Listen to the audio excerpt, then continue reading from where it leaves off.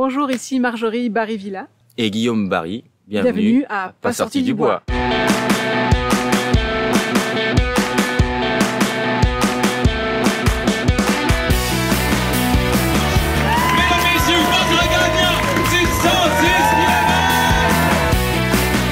Si tu commences à te sentir bien en courant un ultramarathon, fais-toi-en pas, ça va passer.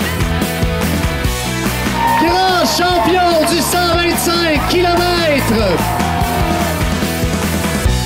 Je tiens à remercier la belle gang de NAC qui est partenaire depuis les tout débuts du balado. Si t'es un athlète d'endurance, il faut absolument que tu essaies leurs produits. Je vous niaise pas, c'est un game changer. Les barres Ultra Énergie ont le parfait ratio de 4 grammes de glucides pour 1 gramme de protéines, mais surtout, le goût est débile. NAC, c'est des produits faits par et pour des athlètes d'endurance. Hey, depuis l'année passée, ils ont même des produits 100% vegan. Ben oui. T'as le goût d'essayer ça?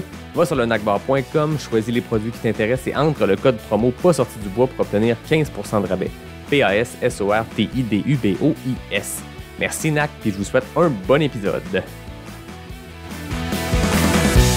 Ouais, ben, on n'est pas sorti du bois, hein? Bonjour tout le monde, bienvenue à Pas sorti du bois, épisode numéro 47, un spécial autour du feu, le deuxième autour du feu en compagnie de Marjorie Barry-Villa et Guillaume Barry. Bonjour à vous deux. Allô, Salut. Comment allez-vous? Bien? Bien? Oui, Moi aussi. très bien. Parfait. Bon, excellent, les jambes vont bien Guillaume? Oui, jambes Bien, la fraîches. Gaspésie? Oui, vraiment. Si. Peut-être trop bien, on verra. Pour le moment, ça va bien. Exact, là, les gens le voient pas parce que t'es assis, mais moi je t'ai vu marcher. Tu marches quand même droite pour un gars qui a fait la grande traversée de Trotter le Chic-Choc Ouais. il y a quelques jours, donc c'est bien. On est tout près du feu. Le feu est chaud en plus, on est dans les Moilous, dans votre cour. Merci de nous recevoir. Oui. Si vous entendez des sons d'ambiance, écoutez, C'est- vous avez vu Par là, rapport, autour c'est du- normal. C'est Ah, ça, Limoilou. vous avez vu autour du feu avec Dominique, on était à 2 rues d'ici. C'est ça. Donc on va se laisser porter par les sons de Limoilou, ça fait partie du charme des épisodes autour du feu. Donc ben merci beaucoup d'être là. Merci à toi de nous inviter. Ben oui, c'est ça, on aime ça. Guillaume, un grand retour à Pas sorti du bois. En fait, Ouais. Marjorie, ça fait quelques temps qu'on avait prévu cet épisode-là parce qu'on aura l'occasion d'en parler. C'est la raison principale de notre discussion. Tu as fait un projet Ouais. d'un an et demi dont elle va vouloir qu'on parle en détail. Puis là, on jasait, puis t'étais un peu gêné, je le fais tout seul et tout. Et là, bon, Guillaume, qui a déjà passé à Pas sorti du bois, qui a cassé la glace à l'épisode 1 il y a quasiment un an. Presque un an. Ouais. Bon, là, le Trotter le Chic-Choc est arrivé. Ça a quand même bien été, si je me fie à ta première place. Félicitations en Oui, passant. merci. Donc on s'est dit, ben là, c'est le timing parfait. On fait tout ça ensemble sur le bord du feu. On a de la bière. Donc voilà. La Parfait. bière, on est, comme d'habitude, une présentation de l'Emporium. Puis on est allé Moilou, donc tout près de l'Emporium, Ouais, c'est ici, vrai. sur Aribourassa. Qu'est-ce que vous avez de votre côté? Moi, je me suis laissé guider par Guillaume parce qu'il connaît mes choix. Je suis pas très bière, mais je fais un effort pour ce soir. Ah, ben parfait. Donc, c'est la Battaglia de l'Emporium. Une sûre aux fruits. Donc, on va goûter ça. Sur au feu. Guillaume, qu'est-ce que t'as choisi, toi? Moi, la petite duvet. Petit duvet Parce qui que est je une, sens que je vais avoir un peu froid. Ah, Je suis loin du feu, moi, par rapport à vous, là. Ben, c'est ça, hein? C'est ça. Petit duvet IPA. IPA, parfait. Ouais. Moi, de mon côté, une Cupcake Monster, donc une Pastry Stout. J'ai un peu peur. Pas tant du côté Monster, de la chose, du Le côté cupcake. Cupcake. Une Stout sans doute Cupcake. sucrée. Mais Moi, c'est 4 cream. on l'essaye. Attends, on va faire, Le on va pchit. le rapprocher du micro. Voilà, donc une petite Ouais. pensée pour... Nos Un peu coureurs de- du matin. Ouais, c'est ça, ceux Un qui peu écoutent de l'épisode comme à ASMR. 5h du matin avant leur premier café. Nous, on est là à leur ouvrir la bien aux oreilles. Bon, il faut ce qu'il faut. Santé. Cheers à vous deux. Merci à toi. Yes. Cheers. Merci beaucoup d'être là. Voilà. Merci pour l'invitation. Donc, je remercie la gang de l'Emporium. Un verre ou... Bah écoute, non, vas-y, je te le Il y laisse. en a un autre. Non, il y en a un autre là. On est, je vais y aller à la canette. hein. J'aime bien les verres. Mais j'en profite pendant que tu remplis ta bière, Guillaume, pour remercier la belle gang de l'Emporium qui est fidèle au poste. Stéphanie, C'est bon. toute la gang. Pour vrai, je sais pas si vous êtes déjà allé, l'Emporium. Non, c'est pas loin en C'est plus. pas c'est loin. vrai, ouais. Là, c'était fermé, on va vous donner le bénéfice du doute. Mais si vous avez l'occasion cet été d'aller passer, pour vrai, leur bière est exceptionnelle. Leur bière s'arrache quand il y en a un peu sur les tablettes, dans les dépanneurs, dans les épiceries. Ouais. Il en reste pas longtemps. Le plus simple, c'est de passer sur place, d'aller vous chercher une bière. Puis je suppose que la salle à manger doit être ouverte maintenant. Donc, il y a l'occasion d'aller se rendre Exact. dans le nord de Limoilou, le sud de Charlebourg. C'est un débat. Mais là, on a l'experte de la ville de Québec qui est là. C'est un Ah, lien c'est que- encore. Donc, c'est quelle rue déjà là? C'est Charlebourg, là, c'est plus Limoilou. Là. Voilà. Donc, on a l'experte ici. J'explique. En fait, non, je ne vais pas expliquer. Je vais te laisser, Marjorie, m'expliquer quel est ce projet des De 18 fou, ouais. derniers mois dont on voulait parler ensemble. Ben, effectivement, ça m'a pris 18 mois. J'ai commencé en janvier 2020. Ben, officiellement, j'ai comme eu l'idée quelques jours avant la fin d'année en écoutant un podcast qui parlait du projet qu'avait fait Ricky Gates à San Francisco et aussi Anthony Boucard. À chaque fois, j'oublie son nom, mais je crois que c'est Boucard.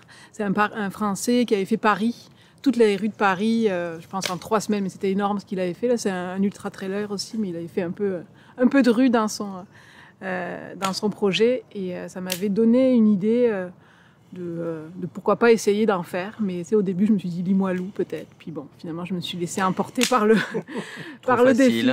Limoilou, je l'ai fini en 6 mois, je pense.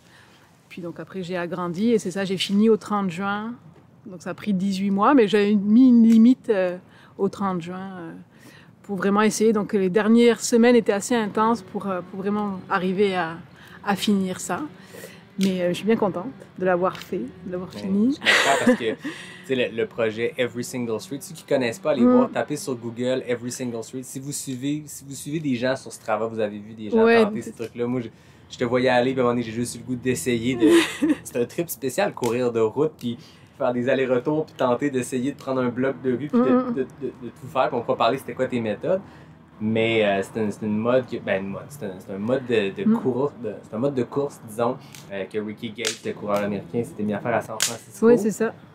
Donc, San Francisco, ville quand même étendue, mais pas tant que ça. Là, tu parlais de Paris, qui est une ville très cosmopolite, donc beaucoup de petites rues dans une petite superficie. Le Québec, c'est complètement l'opposé. Non, c'est ça. Puis je sais pas combien il y a de rues à Paris, mais quand moi j'avais vu le nombre de rues à Québec, c'est 4500, puis j'avais comparé à d'autres villes, je me suis dit, bon, j'avais fait un ratio, c'était possible de le faire en 1 an, c'est si je me prenais bien, puis après je me suis rendu compte que c'était pas impossible, mais il fallait vraiment que j'augmente, puis moi je suis pas une grande coureuse, là, j'avais pas du millage depuis beaucoup d'années, donc je ne voyais pas comment faire. Puis en travaillant, en ayant une famille, et puis la pandémie a quand même pas mal aidé, là, parce que c'est difficile à dire, mais effectivement, j'ai eu plus de temps finalement. En travaillant à la maison, ça a raccourci le temps de trajet pour aller au travail. Donc c'était vraiment... quand je me suis rendu compte que ça s'était étendu, Limoilou, ça peut se faire bien, c'est des petites rues. Puis au fur et à mesure, tu t'éloignes du centre historique. Là, les dernières rues, à la limite de Shannon ou de Sainte-Catherine, c'est plus des rues vraiment. Ça s'appelle des rues, mais c'est des rangs ou c'est des... c'est presque 20 minutes de voiture, d'auto. Parce que là, si tu n'avais plus le temps d'y aller à vélo. 20 minutes d'auto pour une course d'1 heure ou 45 minutes, puis revenir. Ça. Donc, tu as quasiment autant de trajets en voiture. Ouais, c'est ça. C'est une entreprise qui est quand même intense parce que justement, le Québec est extrêmement étendu. Ouais. Guillaume, tu avais fait l'année passée, je pense, un parcours semi-route, semi-trail que tu faisais l'espèce de quadrilatère. Un peu le tour, ouais. C'est un peu comme si Marjorie, pendant 18 mois, a fait l'intérieur de ce quadrilatère-là, puis a couru toutes les rues de Québec. Puis elle a fait une espèce de tour qui était littéralement... les extrêmes, les limites extrêmes nord, sud, est, ouest de la ville. Ça, mais c'est toi qui m'avais soumis l'idée. Okay. C'est parce qu'en fait, c'était en mai dernier, puis je cherchais un défi. Bon, il y avait l'île d'Orléans qui était déjà dans la tête. Il faut se remettre en condition. On est tous en pandémie, toutes les courses sont annulées. On est tous en stress pour les coureurs. Ah, celle-là est annulée, merde, celle-là est annulée. Pardon pour les grossièretés. Mais... Puis, donc du coup, qu'est-ce qu'on fait? On cherche des défis à la con. Puis là, Marjo qui me dit, moi je fais les rues de la ville, fais le tour de la ville. C'est ça. Puis j'ai pris la carte vraiment sur le site, parce que moi j'utilisais pour faire les rues, puis je voyais les limitations de la ville. Et donc je lui ai comme fait un tracé à peu près, qu'il a retravaillé, mais c'était parti de l'idée de faire... moi je fais l'intérieur et toi tu fais l'extérieur, donc ça faisait quand même 113 km finalement. 115, je pense 115 piles. C'était comme... Est-ce que c'était aussi inspiré de Mathieu Blanchard un peu au même moment ou quelques semaines avant qu'il avait fait le tour de Montréal, 125 km je crois? Ouais, c'est arrivé juste au même... En fait, je me pose la question parce que j'arrive plus à savoir si l'idée est venue de Mathieu Blanchard ou si l'idée est venue de je sais que c'était toi. Tout ça est arrivé en même temps. Ouais, tout est arrivé en même temps. Mathieu a sorti. À un moment donné, je voulais faire le tour de l'île d'Orléans. Et là, je me dis, c'est bien de faire le tour de l'île d'Orléans. Puis je pense le jour ou le week-end où j'ai eu l'idée, il y a un ami, Xavier, qui l'a fait. Puis là, c'est comme, oh. Parce qu'on cherchait toujours des défis, des nouveaux trucs. Fait. Je fasse autre chose. Le sortir des sentiers battus. Voilà. C'est ce que tu as fait. Donc, tu l'as dit, Marjorie, l'application que tu utilisais ou le logiciel, qu'est-ce que les gens utilisent pour faire un Every Single Street? Ouais, c'est ça. Comme moi, j'ai commencé à faire donc en janvier, je connaissais pas j'avais pris une carte papier, puis je commençais à surligner le nom des rues quand je les faisais, puis je me suis dit, bon, ça va être long de faire ça. Puis c'était pour organiser autour de chez moi, je connais les rues, là, mais c'est pour aller plus loin. Donc en fouillant, puis je pense que c'est Ricky qui en parlait sur son site internet de ce site, donc ça s'appelle City Strides. Donc c'est pas une application, c'est un site internet, et puis c'est tenu par un bénévole qui a démarré ça en 2014 en Angleterre, qui avait eu l'idée de faire les rues de sa ville, puis il avait programmé un site, puis ça a grossi. Et donc, tu peux participer genre $2 par mois pour l'aider à améliorer son site. Puis depuis que ça a été mis en place, il y a eu beaucoup d'améliorations et d'outils pour faciliter le travail. Et puis c'est vrai qu'il y a eu une grosse explosion avec la pandémie. Il y a comme un forum, puis là on voit les gens qui se sont mis à faire ce même défi-là partout dans le monde. Et puis c'est bien parce que ça recense toutes les villes dans le monde en fait. Donc tu connectes à moi je l'ai connecté à Strava, mais tu peux le faire avec Garmin et un autre, en tout cas toutes les montres qui peuvent se connecter avec un GPS. Et donc, dès que tu cours quelque part, la course se charge sur l'application, sur le site, et ça te donne le nombre de rues que tu as. Donc, quand moi j'ai connecté, c'est toutes les rues où j'ai couru dans le monde. Donc, tu sais, le village de mes parents en France, il y a comme 30 rues, mais j'en ai déjà fait 10. Elle pourrait être vite remplie. Après, une fois que je vais retourner. Tu pourrais se faire quoi en 18 minutes plutôt que 18 mois? Ça. Ouais, c'est exactement là. Je suis pas retournée depuis que j'ai commencé ce défi-là, mais la prochaine fois que j'y retourne, c'est sûr que je vais faire toutes les rues de Prats. Donc, c'est vraiment drôle. C'est vraiment comme un jeu parce que c'est ça, tu as une belle carte du monde et puis tu vois toutes les rues. Et donc, au fur et à mesure, ils ont rajouté des outils. Puis, un outil qui était vraiment pratique, c'est de pouvoir créer des itinéraires selon les rues qui te manquent, en fait. Donc, vraiment comme Strava, quand tu peux créer ton itinéraire. Ça, c'est arrivé en cours de... Ouais, au début, j'utilisais Strava parce que j'avais pas d'autres outils. Mais maintenant, c'est en place depuis quelques mois. Donc, c'est vraiment pratique parce que, en fait, le site te donne la liste des rues qu'il y a dans la ville. Puis, ça marche par ça s'appelle ça des nodes, mais des nœuds, dans le fond. Parce que chaque rue, quand il y a une intersection, ça fait un nœud. Ça veut dire que, je sais pas, mais là, j'avais regardé, par exemple, Boulevard Champlain, qui était ma dernière rue, qui est très longue, qui fait 12 km. J'ai calculé la dernière fois, je sais plus. Et il y a 655 nœuds. Donc, c'est des points, soit de passage dans la rue. C'est la cartographie qui fait ça, en fait. Donc, il faut que tu passes tous les nœuds pour valider 95% des nœuds, il faut que tu les passes pour valider la rue. Donc, quand tu fais ton itinéraire, tu peux faire afficher les nœuds qui manquent. Donc, c'est en rouge par rapport à des nœuds violets, dans le fond. C'est comme ça que tu peux faire ton itinéraire, puis être efficace, dans le fond. Parce que c'est ça aussi, c'est que tous les soirs, je programmais mon itinéraire pour être... Je savais que j'avais comme 45 minutes, parce que je courais le matin, je ne veux pas partir trop longtemps, puis être revenue pour la routine des enfants. Donc, j'ai vu 7-8 km le matin, mais en essayant de faire le plus de rues possible. C'est pas juste... et puis pas en manquer pour pas avoir à y revenir aussi. Donc, c'est toute une logistique. Mais ça m'a occupée. Là, je suis un peu sans action depuis... C'est ça, j'allais dire, là, depuis le 30 juin, quand tu as terminé ton défi, est-ce que tu trouves ça trop facile de simplement courir sans essayer de... Être en dépression totale. Je sais plus quoi faire. Mais c'est vrai, non, mais la première journée, j'étais vraiment contente. Je dis, ça y est, je peux dormir le matin, j'ai plus à réfléchir à où aller courir. Puis, c'est ça, là, je me manque un peu de défi, là, mais bon, je me suis inscrite. Ça fait une semaine. Oui, ça fait une semaine. 7 juillet. Autant toi avec ton Every Single Street que Guillaume avec ses tours de l'île, tours de Québec. J'ai comme l'impression que il y a d'autres défis qui vont se pointer. Oui, non. Ça sera pas long. Hein. Mais là, je le dis à tout le monde, j'en ai marre de l'asphalte. Je pense que j'ai assez donné de courses. Donc, je vais retourner dans les sentiers avec... Je me suis inscrite à Arikana 42. Ça me fait un bel objectif pour l'été. Mais c'est vrai, il y a, dans la ville de Québec, il y a des villes qui sont enclavées. Mm-hmm. Donc, l'ancienne Lorette et Wendake ne font pas partie de Québec, donc je ne les ai pas courues totalement. Je me suis laissé le choix de ne pas les faire au 30 juin. Donc, il y a ça qui va permettre de me faire un autre défi mais je veux plus prendre l'auto pour me déplacer et aller courir des rues résidentielles dans le nord de Québec. C'est pas vraiment le fun forcément tout le temps. Non, c'est ça. T'as le défi parfait pour constater peut-être un petit problème de Québec qui est la façon que Québec a été construite, qui a été développée. on en prend toujours plus large. Montréal avait comme les limites géographiques de leur ville. Québec, c'est comme... Il n'y a pas de limite, c'est ça. C'est des quartiers résidentiels à pu finir. Moi, on en parlait juste avant, mais je viens de déménager, puis c'est ça, je découvre un quartier, puis là, c'est des nouvelles rues, puis tu penses que tu es au bout de la rue, puis là, tu prends un croche, puis OK, ça continue ce boulevard-là, puis c'est interminable, Québec, nord-sud. C'est moi... Pas sud, mais nord-est-ouest, ça s'étend tellement largement. Puis en 18 mois, j'ai couru des rues en construction, qui n'étaient pas forcément sur la carte encore, mais il y avait soit une fois j'étais passée, puis je voyais qu'ils étaient en train de faire des nouvelles rues, il y avait déjà les panneaux, donc c'était pas encore asphalté, mais je les ai courus quand même. J'ai dit, une fois qu'elles vont sortir sur la carte, elles seront faites. Il y en a qui c'est vraiment, je pense qu'il faudrait que j'y retourne, c'est parce que la carte est mise à jour au fur et à mesure que les rues se créent, mais effectivement, ça s'étend, donc il y aura peut-être plus de rues que ça d'ici 6 mois peut-être. Donc, au fur et à mesure, je vais les courir. J'irai les courir quand même. Là, je veux pas. C'est vrai qu'il n'y a pas de contrainte d'espace. Ah non. Non, c'est pas. Il y a la forêt.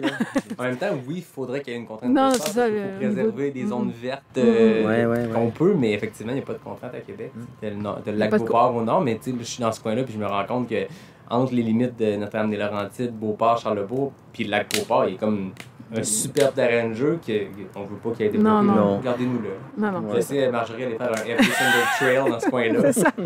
Je pourrais effectivement faire toutes les trails maintenant. Il y a un hashtag à partir.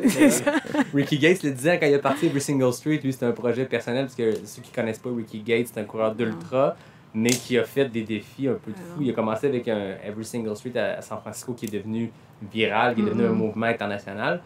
Récemment, il y a quelques années, il a fait le Trans-Americana. Il a traversé les États-Unis de l'Est jusqu'à l'Ouest d'une traite. Il en a fait un livre, il en a fait un film.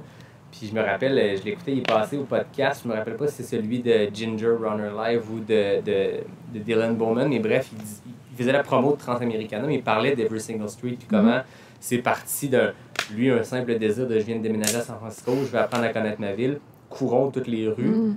Puis c'est devenu un mouvement international. Et au début, c'était un site, puis on tentait de répertorier, puis ça a complètement explosé. Puis il a fallu qu'il embauche quelqu'un pour gérer ça. Puis c'est devenu un mouvement. Même je voyais récemment Eric Sandsman, qui est un coureur américain. Qui a fait la Western. Qui a fait de la Western, qui est dans les Coconino Cowboys, la gang de Flagstaff avec Jim Wansley, tout ça. Puis il s'est présenté à la mairie ou au Sénat, peu importe, pour la région de Flagstaff. Puis sa campagne était de faire Flagstaff, Every Single Street, de courir toutes les rues en disant, dis-moi, je vais avoir couru chaque pouce carré de cette ville-là, fait que je vais la connaître comme le fond de ma poche, donc je vais pouvoir représenter ces gens au Sénat. Je sais pas si c'est une bonne idée. C'est devenu comme ça, puis chacun le fait pour ses motivations. Toi, ça a été quoi le déclic de vouloir découvrir? Parce que tu dis que tu as commencé en Limoilou, mais à un moment donné, ça a comme explosé. C'était le désir de connaître cette ville-là plus en profondeur. Et oui, il y avait ça aussi. Ça fait 10 ans qu'on est au Québec, 2009, non plus que 10 ans. Puis effectivement, je me suis rendu compte qu'en courant je faisais, avant de démarrer le projet, moi j'aimais ça la course ludique, donc j'écrivais des mots, comme du Stravart, là. J'ai écrit Limoilou, on avait écrit Bonne année, c'était mon genre de truc que j'aimais bien. Puis forcément à Limoilou, c'est que des rues parallèles ou perpendiculaires, donc ça se faisait bien. Puis là, je remarquais que ça faisait pas mal de rues déjà validées avec ces courses-là. Donc c'est comme ça que j'ai eu l'idée. Je pense que j'ai envoyé un message à Amélie en décembre, je dis je pense que j'ai trouvé mon défi en revenant d'une course où ça j'avais zigonné dans les rues. Puis c'est une fois que j'ai démarré le truc, puis ça allait bien, j'augmentais autour de chez moi, les rues étaient faites. Puis après Limoilou était comme fait, puis c'est là où Limoilou, c'est vraiment la cité Limoilou, c'est l'histoire là de Québec, donc toutes les rues avec l'architecture, donc c'était vraiment intéressant de découvrir ça, de voir aussi l'art public qu'il y a beaucoup dans la... Je dis je vais aller voir ailleurs, je suis sûre que dans toute la ville il y a d'autres choses à voir. Eh ben non. T'exagères. Sans plus espace. Non, c'est ça. Moins d'histoire dans les rues neuves. Beauport, je respecte Beauport, je suis un gars de Beauport, j'ai vécu à Beauport le plus clair de ma vie. L'art public est plus distancé, disons. Oui, mais il y en a quand même. Sur l'avenue Royale. Oui, c'est ça. T'as des statues quand même de Cooksville. C'est quand même. Puis non, mais quand il y en a beaucoup. Et c'est dommage parce que c'est pas recensé. Sur le site de la ville de Québec, il y a la liste de l'art public à la cité Limoilou, mais t'as pas les autres trucs. Alors qu'il y en a partout je crois que c'était dans la Haute-Saint-Charles, une journée, il y avait une statue en plein milieu d'un parc, puis personne ne sait qu'elle est là. C'est dommage pour l'artiste parce que les voisins doivent le voir, mais personne va venir forcément la voir. C'est dommage, mais j'avais comme l'idée, c'est de... Bon, je fais des stories des fois sur Instagram avec l'art public, puis de diffuser un peu. C'est pour dire autant connaître bien sa ville, de regarder ce qu'il y a qu'on peut découvrir. Donc c'est une idée aussi de faire un répertoire de tout ce que j'ai vu pendant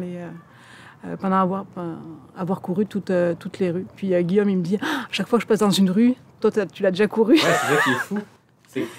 Peu importe où tu vas passer dans Québec. Il doit pas avoir grand personne. Tu disais, je pense que tu étais la deuxième à l'avoir complété, la première femme. Oui. Mais je me dis, tu sais, ça fait 12 ans que vous êtes au Québec. Je veux dire, vous êtes bien implanté depuis longtemps, mais la plupart des gens de plus de 12 ans, ça fait plus de 12 ans. Tu sais, ça fait 30, 40, il y en a qui ça fait 80 ans qu'ils sont au Québec.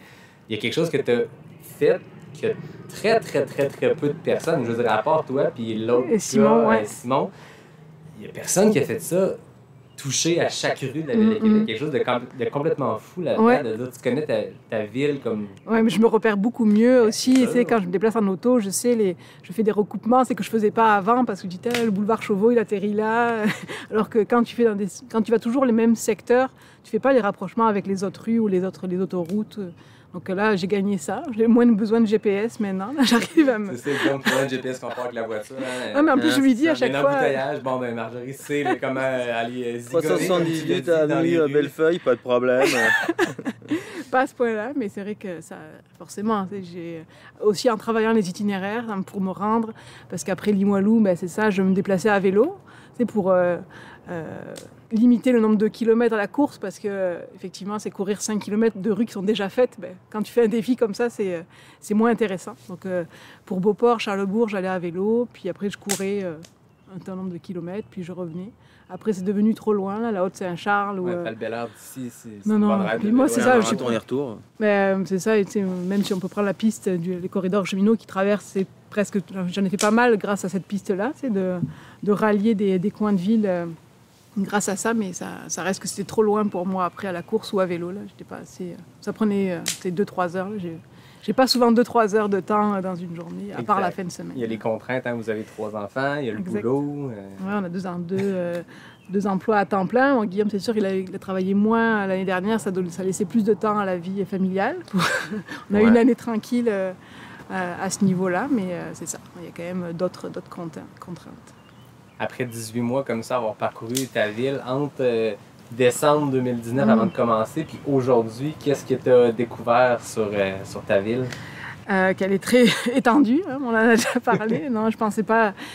Puis c'est vraiment ce que j'ai beaucoup aimé, c'est que peu importe l'arrondissement, il y a toujours eu une vue sur le fleuve.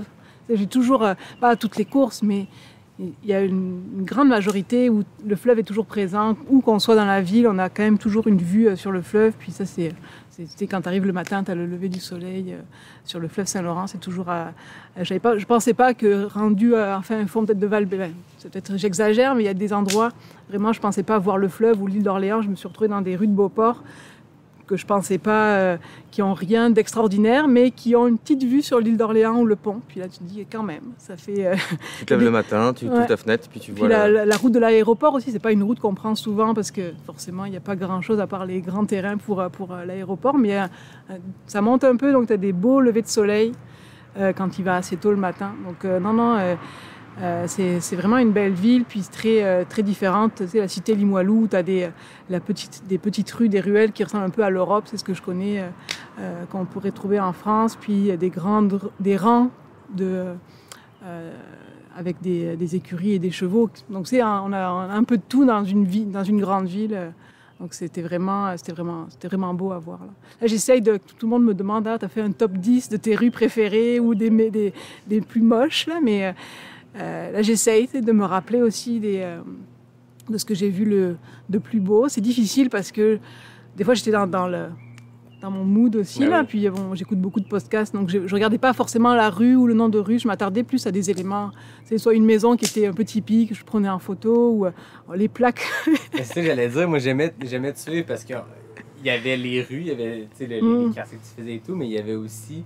les petits détails que tu prenais à un moment donné, ben récemment, c'était les grilles de rue. Là, Ouais, bouches, les plaques de rue. Mais on se rend compte, moi, j'avais jamais remarqué, j'ai fait 30 ans que je vis à Québec, puis j'ai jamais remarqué que les plaques sont différentes d'une place à l'autre, puis il y a quasiment de l'art qui se fait. Non, c'est ça. Puis ça. j'ai appris, moi, c'est ça, qu'il y a des plaques, quand il y a des dessins de poissons ou d'eau, ben ça veut dire que c'est une signification spéciale. Puis c'est une entreprise aussi de Québec ou de Saint-Augustin qui fabrique ces plaques-là. Donc, je me renseigne à chaque fois quand je trouve quelque chose d'intéressant. Oui, et puis les plaques avec les poissons dessus, c'est qu'à chaque fois que la ville, où tu vois une plaque comme ça, donc la ville a acheté cette plaque-là, il y a un $2 qui est reversé pour le traitement des eaux. Le traitement des eaux ou la protection des océans, il y a un lien. Il y a un lien. Donc, je regarde les plaques d'égout maintenant. Oui, ça, il me les repère ici. Avant, je les regardais pour pas tomber, maintenant je les regarde pour les prendre en photo. Non, mais ça reste que des fois qu'on fait de la route, puis t'en as fait beaucoup. C'est combien de kilomètres, 4000? Ouais, ben c'est ça. En fait, moi j'ai calculé le nombre de courses que j'ai fait pour ce défi-là, puis ça m'a pris 3401 kilomètres, mais ça ne veut pas dire que c'est 3401 kilomètres de rue de Québec, là, mais parce que tous les allers-retours ou les impasses, mais quand même, en tout cas, j'ai couru 3401 km pour faire ce défi-là. Et quand on fait 3401 km de route, on finit par chercher quelque chose à regarder. Non, parce que c'est pas toutes les rues qui sont sur les plaques d'égout. Les plaques d'égout, puis c'est ça, les maisons, ou des fois dans des jardins ou des décorations, à Noël, à chaque fois il y a des choses différentes. Quelqu'un qui fait décoration, je suis tombée sur une maison qui, pour la Saint-Valentin, décore son arbre, puis je suis repassée, je sais pas pourquoi, mais à Halloween, puis l'arbre était décoré différemment. Donc, c'est des petits détails comme ça qui accrochent l'œil, puis ça rajoute du fun à la course. Ben oui.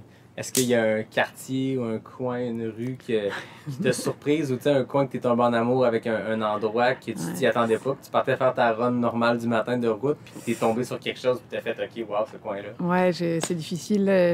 J'ai essayé de me souvenir, mais tu vois, il y a tout le coin, la rue du Vignoble, qui est en haut de Beauport. Ça donne une belle vue sur Québec, là, parce que c'est des champs. Je ne sais pas si c'est des champs qui appartiennent aux Sœurs de la Charité. Okay. Et donc après, tu as des maisons aussi un peu ancestrales dans ce coin-là. Donc, mais j'ai essayé de me souvenir, mais là, il y a juste celui-là qui me revenait en tête parce que j'aimais assez courir avec la vue sur la ville et sur le fleuve. J'ai pas dans la tête de vraiment beaux, de belles rues. La rue du Cap, ça c'est une rue qui est superbe. Je sais pas si tu l'as déjà vue. C'est une rue qui est parallèle c'est dans le Vieux-Québec là, qui est une rue qui est parallèle à la rue Saint-Paul. Okay. Puis c'est une rue qui est vraiment c'est une ruelle presque, mais c'est quand même une rue. Puis elle est accrochée entre la montagne et la rue Saint-Paul. Puis l'hiver elle est magnifique cette rue-là quand elle est enneigée. Donc il y a des petites rues comme ça que je me souviens, mais. Après, je peux dire les rues moches, hein, si tu veux. Ça, il y en a pas mal. Wilfrid Hamel. Wilfrid Hamel sous la pluie. Les coins moins tout ce qui est industriel, c'est moins. Les quartiers industriels, moi, je me rappelle, à chaque année, je vais faire mon anti-rouille quelque part au Wilfrid Hamel, autour de l'usine Simons. Oui, exact. Tu te dis, moi, je me dis, tant qu'aller faire 1 heure, aller attendre dans une salle d'attente, je vais aller courir dans le coin, puis j'ai toujours pas trouvé de charme, mais on peut le dire parce qu'il y a personne qui habite là. Non, c'est que des bureaux, des immeubles. On va froisser personne. Non, mais c'est ça, il y a des endroits, des moments où c'était moins facile, ou courir quand t'as des rues où il n'y a pas de trottoir, c'est des terre-pleins, ou tout ce qui est rue d'industriel, ou les boulevards. Je me rappelle aussi notamment quand tu faisais des bretelles d'accès ou des choses comme ça pour aller sur l'autoroute. L'autoroute ne fait pas partie des rues. Mais la bretelle, je fais. Mais c'est ça, jusqu'à un certain niveau, c'est une rue en fait. Donc des fois, tu faisais ça. Comme elle courait très tôt le matin, ça allait. Puis en temps de pandémie, il n'y a pas trop de voitures. Ouais. Mais c'est sûr que quelqu'un qui se lance dans le défi puis qui fait ça un jeudi à 4h de l'après-midi ou 5h, non. Tu cours pas là. D'abord, tu te fais klaxonner. Non, c'est ça, t'as le bonhomme qui dit t'as pas le droit. Mais moi, je me rendais jusqu'au panneau. Puis là, je me dis, les gens, ils vont appeler la police parce qu'ils vont dire, il y a quelqu'un qui court sur l'autoroute. Non. Puis des fois, je fais des tours de rond-point aussi. Puis les gens doivent se demander qu'est-ce que je fais à tourner autour. Mais il faut tourner autour pour valider le rond-point. Donc, mais là, tu motives pas les gens à faire le mais si, mais... Ça fait partie du charme, je pense, de la chose d'aller faire every single street, que ce soit d'un quartier. Voilà, il y a des hauts et des bas. Là, c'est ça. Il y a toujours, dans un défi, il y a toujours... En même temps, ça te prépare pour les ultras ou les longues distances. Si on va faire l'UTHC 42, ça sera pas le fun pendant 42. Non, mais là, il y a le gros travail aussi, c'est ça, c'est qu'il y a toutes les rues à faire. Moi, ce que j'ai vu aussi beaucoup, c'est tout le travail de tracer, quoi. Ouais. C'est des heures le soir, ou enfin en tout cas n'importe quand tu veux, mais ou un écran avec Strava, un écran avec CityStride, ou un écran, enfin bref, le téléphone, l'application, optimisation.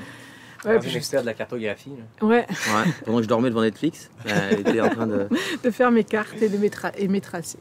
Côté sport, parce que là, tu disais tantôt, tu as commencé en disant je suis pas une grande coureuse. Bon, tu viens de faire 3400 km. Moi, puis tu t'en vas faire l'UTHC 42. Je retire, t'as pas le droit de dire ça. Mais Marjorie, la coureuse, pré-défi Every Single Street, puis aujourd'hui, c'était quoi ton volume quotidien avant de courir jusqu'à aujourd'hui pour compléter ce défi-là? C'est sûr, j'ai pas commencé à courir en janvier 2019, mais j'ai toujours un peu couru depuis qu'on se connaît, donc 2004, hein, donc ça date. On est un vieux couple.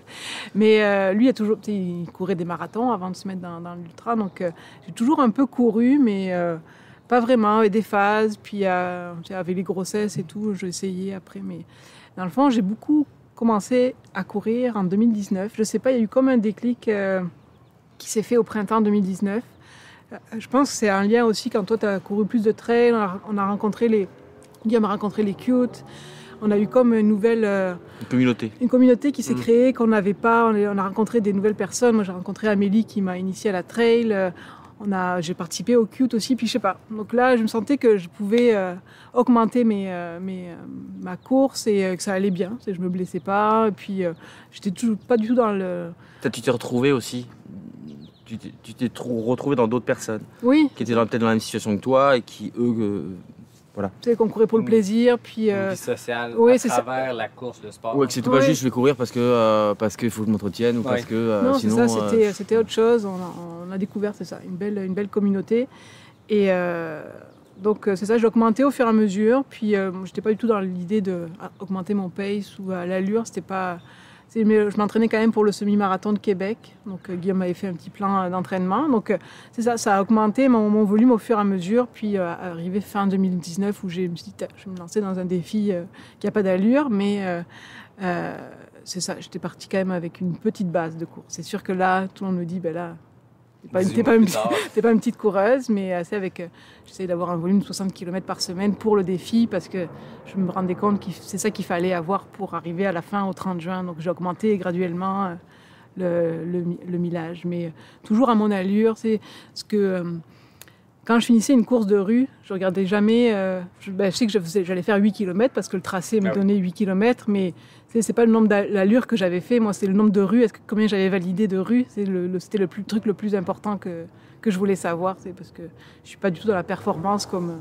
puis c'est ça, j'ai pas le même niveau que le monsieur à côté. En même temps, ça doit être très sain aussi de se dire, tu sais, genre 3400 km en 18 mois, c'est énorme, on va se dire. Mm-hmm. De le faire un pace qui, justement...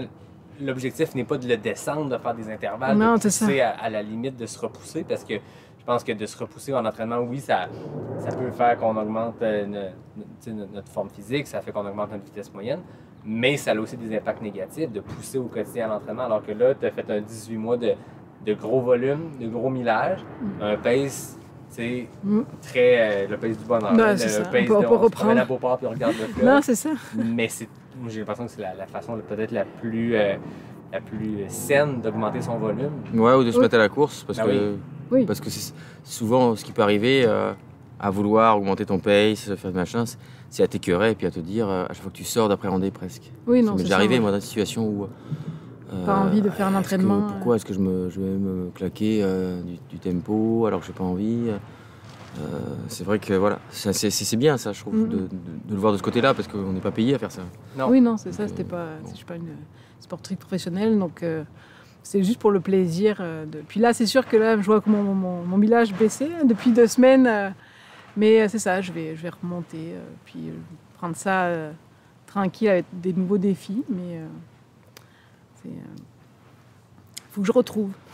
Elle a déjà d'avoir lu les trophées de la Ricana 42. Oui. Tu fais le 42 du samedi. Oui, le classique.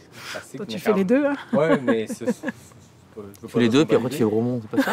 C'est ça, c'est tout. Une excellente idée. Quel 160? Ouais. C'est cela. C'est beau. Oui. Ouais, c'est une très bonne idée. Non, mais ça va. 2 fois 42. Ben, moi, c'est vraiment au mode week-end shot. Là, on est 6 à 7 semaines avant Bromont, je pense. Ouais, je ne vais pas dire n'importe quoi. Fait 42, c'est un très gros week-end choc, mais j'y vais pas. Arrache-toi sur le deuxième, pas sur le premier. Pardon? T'arracher sur le deuxième, Ouais, exact. mais moins sur le premier. Exactement. On va être en mode économie. Mais c'est quoi ton plan pour cet été, en préparation de ça? Est-ce que ça va être ta plus longue distance à vie? Non, parce que en trail, oui, remarque, parce que j'avais fait le 28 à Ricana en 2019, le lendemain de... On avait fait 30. Oui, j'avais fait le trail de la clinique Coureur, mais pas en mode course, là, c'était avec Guillaume. On a déjà fait 70 km. Oui, non, c'est ça. Oui, c'est ça, En c'est distance, avec le défi des Gringos, j'avais fait 70, c'était ma plus longue distance, mais en 10 heures, 10 heures de temps. Mais en trail, oui, ça va être la première. Mais je crois que c'est une belle distance pour... Après le 28, je me suis dit, bon, 42, ça pourrait être pas mal. Ouais, puis c'est un beau parcours aussi. Ouais, non, le je sais. 42, il est le fun. T'as pas l'espèce de portion, tu sais, Guillaume, t'as fait le 125 deux fois, tu sais de ce que je parle, mais tu sais, entre les hautes-gorges puis le début du 42, t'as une section qui est le fun quand c'est le début de ton 65, mais que moi j'ai trouvé très pénible, puis c'est pas à cause que le parcours est difficile, mais tu sais, cette portion-là à partir des hautes-gorges, le premier 20 km après, c'est pas la section la plus passionnante, alors que quand t'arrives le 42, montagne noire et tout, puis les terrains varient, t'as des sections techniques, t'as des sections de VTT où justement tu peux ouvrir un peu plus, c'est quand même un 42 le fun, mais moi je sais pas mon expérience, le début du 65, le milieu du 125, c'est pas un bout de... Dans le 125, ce que je préfère, moi, c'est les premiers 65. Oui, exact. Ah oui, ouais, ce parcours-là. Peut-être parce qu'en fait, on est plus en forme. c'est ça. C'est peut-être ça aussi. Écoute, on lance l'idée à Marlène de la Reine d'Aricana. Faites un 65, mais la première moitié. Alors, tu le rapatries après à l'arrivée au Mont Grand Fond. Ouais. Bon, puis tu es rendu à Haute-Gorge, tu te rends jusqu'au Mont Grand Fond. Oui, non, c'est ça, c'est juste la fin. C'est ça. Ouais. Fait que l'Aricana, est-ce que vous montez, tu fais tout le 125, Guillaume? J'ai pas de plan. OK. Comme je fais le QMT 160. Ah, tu fais le QMT 160? Oui. Ah, je savais pas. Ouais. Quelle belle idée. Alors, Quelle belle idée. Il y a Bravo. 3 semaines entre les deux? Un mois, je pense. Un mois? Ben, 14 août, Ah oui, 14 août, 12 septembre. Ouais, un peu moins d'un mois. 4 semaines, mais OK. C'est ça. Donc... Normalement, je fais rien. Je sais pas. Sage. Mais je sais qu'il y a une porte qui Mais, est ouverte. Ouais, parce que c'est difficile de pas aller à Ricana. C'est ça, c'est tellement un difficile. bel événement. Le dernier, je l'ai raté. J'ai comme une petite amertume. Mais je sais pas. Donc je sais pas. Là, c'est quoi? J'ai vu un peu sur des groupes de trail, ils parlent du Triple Crown. Parce que tu sais, le Triple Crown of 200, c'est un truc qui est populaire aux États-Unis, c'est les 3 courses de 200 mètres. Mais là, le monde commence à parler du Triple Crown du Québec. J'ai vu ça passer sur un groupe Facebook de trail qui est de faire QMT, Aricana et Bromont, donc les longues distances, de 100 miles, 125 km puis 100 miles. Bon, d'habitude, c'est très ambitieux de faire ça quand le QMT, ben là, c'est jamais arrivé, mais tu sais, mettons, 2022, tu as le QMT début juillet, Aricana début septembre, Bromont mi-octobre, c'est réaliste, c'est ambitieux, c'est réaliste. Là, cette année, c'est un peu... Bah, si tu rajoutes l'UTCC, ça se fait bien. Hein. OK, bon, voilà. Ça fait 4. En fait, Gaspésia puis UTCC, il y en a plusieurs qui l'ont fait. Anne Bouchard, Maxime Simard, ces gens-là, ça s'est tapé transpercé 100, puis l'UTCC 2 semaines après, pourquoi pas? Il n'y en a pas de problème. Ah oui. Il n'y a pas de problème. C'est juste des kilomètres. C'est juste ça, dans la tête. un pas devant l'autre. Fait que l'Aricana cette année, ça va être le contrat de l'édition 2019, c'est-à-dire Marjorie Court, Guillaume est là, on sait pas trop que... Je sais pas. Peut-être. Mais ouais, peut-être que bah, en fait, il y a la logistique des enfants aussi, parce que je ne vais pas non plus laisser tout seul. Mais je m'étais dit peut-être que... Aussi, parce que là, je me suis stationné ici à côté, puis moi, je suis, on pourra en parler, le Vivan que je suis sur Instagram. Ah, oui, Vivan, depuis les débuts, mais là, je l'ai vu de mes yeux vus. Je pensais que j'ai fait un petit laté. Il faut que tu te... En fait, moi, je m'accroupis quand je passe devant. Voilà. Quand je quitterai, je le ferai là-bas en bonne forme. Non, Vivan, ouais, bah, plus les enfants, le camion, il se débrouille tout seul, là, mais peut-être que si ça se passe bien, en tout cas, si ça te tente, moi, je dirais courir avec elle, les 42. OK. Pour être cool. Ça serait au 42. Voilà, mais je sais pas encore trop. Vérifie, je pense qu'il s'est rempli quand même vite, ce 42-là. C'est ça aussi, c'est que ça peut-être se remplit vite. On verra. On verra. Moi, je suis inscrite, en tout cas. Toi, tu le fais, c'est sûr. Moi, c'est sûr, je le fais. Fait que pendant les du 2 bénévolat. sur le 42, les 3 enfants, on les envoie faire du bénévolat. Mais Louisa a envie, la grande. Ouais. Parce que là, vous avez Nino qui a fait le 2,8 km à... Ouais, non, mais les filles, elles courront pas, je cherche pas. Non, OK. Non. Non, ça Mais va. Louisa, elle est intéressée, à 14 ans, elle est intéressée s'il y a du Wi-Fi, en fait. Ah, OK. Non, c'est ça, Wi-Fi, pardon. Du réseau. C'est ça. Non, Intéressé à courir ou intéressé à être là? faire du bénévolat. OK, à faire du bénévolat, mais s'il y a du Wi-Fi. C'est ça. Non, mais si elle a des copines, ou voilà. OK. Mais ouais, peut-être bénévolat. On lance Moi, une je ferais perche bénévolat aussi. On lance une perche à la fille de René. Voilà, comme ça. Mais, moi, je ferais du bénévolat sûrement de nouveau cette année. J'avais participé à UTHC l'année dernière avec l'équipe des bénévoles pour les réseaux sociaux. Oui, c'est vrai, je m'en rappelle. Donc, j'étais comme sur le terrain, mais comme je faisais le départ du 125, c'est vraiment le fun parce que tu es proche des coureurs, puis tu as comme une émulation, puis les gens veulent suivre la course en direct, donc ils sont très... ils aiment ça avoir les vidéos de suite ou d'avoir les infos le plus rapidement possible, même s'il n'y a pas trop de réseau dans le Charlevoix, mais on a quand même réussi... Quand on compare certaines courses avec d'autres, j'en profite pour lever mon chapeau ou ma casquette à la gang de l'UTCC parce que moi, samedi, je suivais ça à distance, du mieux qu'on peut. Ouais. Parce que, quand tu viens de suivre l'UTMB et la Western States, là, tu t'attends à gros. Mais on s'entend que l'UTCC a fait une foutue bonne job parce qu'on avait on avait les leaders après à 9h55 le matin, donc en début de course quand même. Mais puis rapidement, on a su les gagnants de chaque distance. Puis on a vraiment fait une top couverture. Donc on envoie un petit shout-out à la gang. Oui, parce Je pense qu'ils étaient vraiment motivés. Hein, Oui, c'était une super organisation. C'est une belle organisation. Puis c'est en train de, je veux pas dire redorer l'image parce que c'est pas du tout la même gang que du Stade du Mont-Albert, c'est un nom différent, mais ça reste que c'est les mêmes parcours, c'est le même coin. Puis, tu sais, on sait tous comment ça a fini le Trottoir du Mont-Albert, puis on va pas en jaser. Mais c'est vraiment le fun de les voir parce que je pense que la première édition, ils ont tenté de quoi en 2019. Il n'y avait pas eu la bonne météo. Minute, je pense, puis, tu sais, mauvaise météo et tout, ça n'avait pas été annoncé beaucoup d'avance. 2020, ben, c'est 2020. Puis là, ça a vraiment. Puis je pense qu'on aura l'occasion de parler de ta course, puis. Mais je pense que ça l'a comme redonné un souffle à cette course-là, que le monde a vraiment le goût d'aller l'essayer parce que ça semble super challengeant. Les deux courses de Gaspésie, je pense, sont en train de se développer un branding de « Va en Gaspésie, essaye nos courses, mais c'est brutal ». Ah oui, mais le Mont-Albert, c'est quelque chose, là. Non, ils ont trouvé... le lieu est parfait, je veux dire, c'est normal qu'il y ait une course là. Ce serait triste qu'il n'y en ait pas. Quand tu vois juste le site où ils sont mis, donc c'est le parking des VR, mais de trop plat des VR l'été dans le parc de la Gaspésie. Donc tu as une vue, là où tu es situé, c'est une vue sur les montagnes, sur le Mont Albert et les autres monts. Donc déjà tu es là, c'est le spot, c'est le village de l'UTCC, tu es au milieu des montagnes, tu lèves la tête, c'est que des montagnes. Tu es à 100 mètres d'altitude et au-dessus c'est que des 1000 mètres. Puis il n'y en a pas à Québec d'autres endroits comme ça. Mont-Sainte-Anne, c'est pas si haut que ça, c'est moins impressionnant. Et donc là, c'est plus impressionnant que ça. C'est superbe, quoi. Puis il y en a plein des monts partout.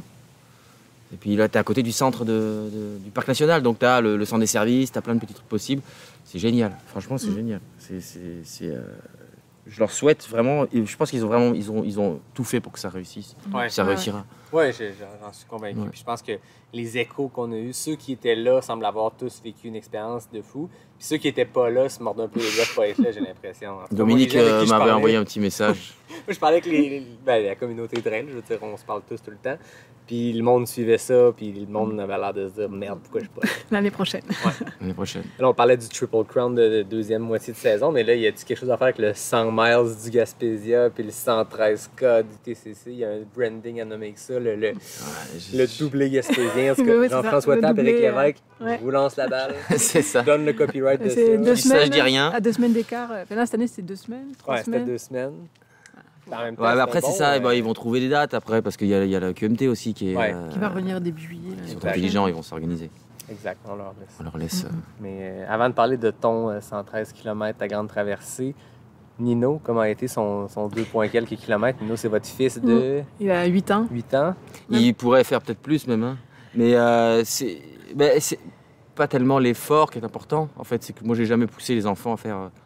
Ils font ce qu'ils ont envie, là. S'ils veulent faire la course, tant mieux. Moi, j'ai fait du tennis petit, puis Nilo, il veut faire du tennis. Bon. Mais au Québec, le tennis... voilà. Et la course, ça les a jamais trop emballés. Ils nous voient tout le temps courir. Qu'est-ce que tu fais? Trop courir. Ouais, peut-être. Courir, ça veut dire passer 1 heure sur Strava la veille pour essayer de planifier. Ça, c'est Marjo, ça. Moi, c'est freestyle total. Mais tu fais quoi demain? Je vais courir. Tu fais quoi? Aucun plan, on verra bien. Ouais. Donc, chacun sa façon d'appréhender les choses. Mais voilà, donc on a laissé faire. Puis, je lance la balle à Nino. Je m'inscris à l'UTCC. Je vois qu'il y a une course de 2.8 ou de 5, gratuite en plus. Puis, on a des amis où leur fille s'était inscrite. À peu près le même âge que Nino, un peu plus petite. Et donc je dis à Nino, dans la voiture, en rentrant, là, je vais m'inscrire à ma course dans les Chic-Chocs. Est-ce que tu veux faire? Il y a une distance de 2,8. Est-ce que tu veux la faire? Persuadé qu'il allait dire non. Puis il a dit, ouais, je veux la faire. 2 secondes. Attends, je m'arrête. J'enregistre. Vas-y, recommence. Et donc, on est arrivé, on a allumé l'ordinateur. Tout de suite, je me suis mis sur le truc, tant qu'il était motivé. Et puis, il était motivé. Voilà. Puis, ce qui était super sympa, c'est que la veille, je pense que c'est la veille, hein, je lui dis, on pourra faire un check tous les deux, un pari. On se parie chacun qu'on n'abandonnera pas. Parce que je voulais pas le mettre dans la compétition. La performance, on s'en fout total. Attention, il y a des jeunes de 17 ans qui courent, qu'est-ce qu'ils font? Non, c'est ça.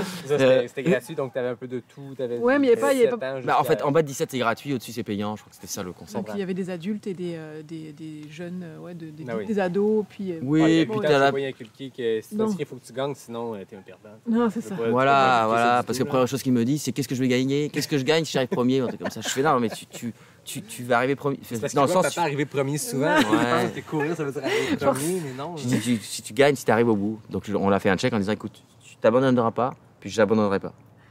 Comme ça, je m'étais dit, bon, ben moi, faut pas que j'abandonne. Merde. Puis lui non plus. Donc voilà. Donc c'était ça qui était sympa.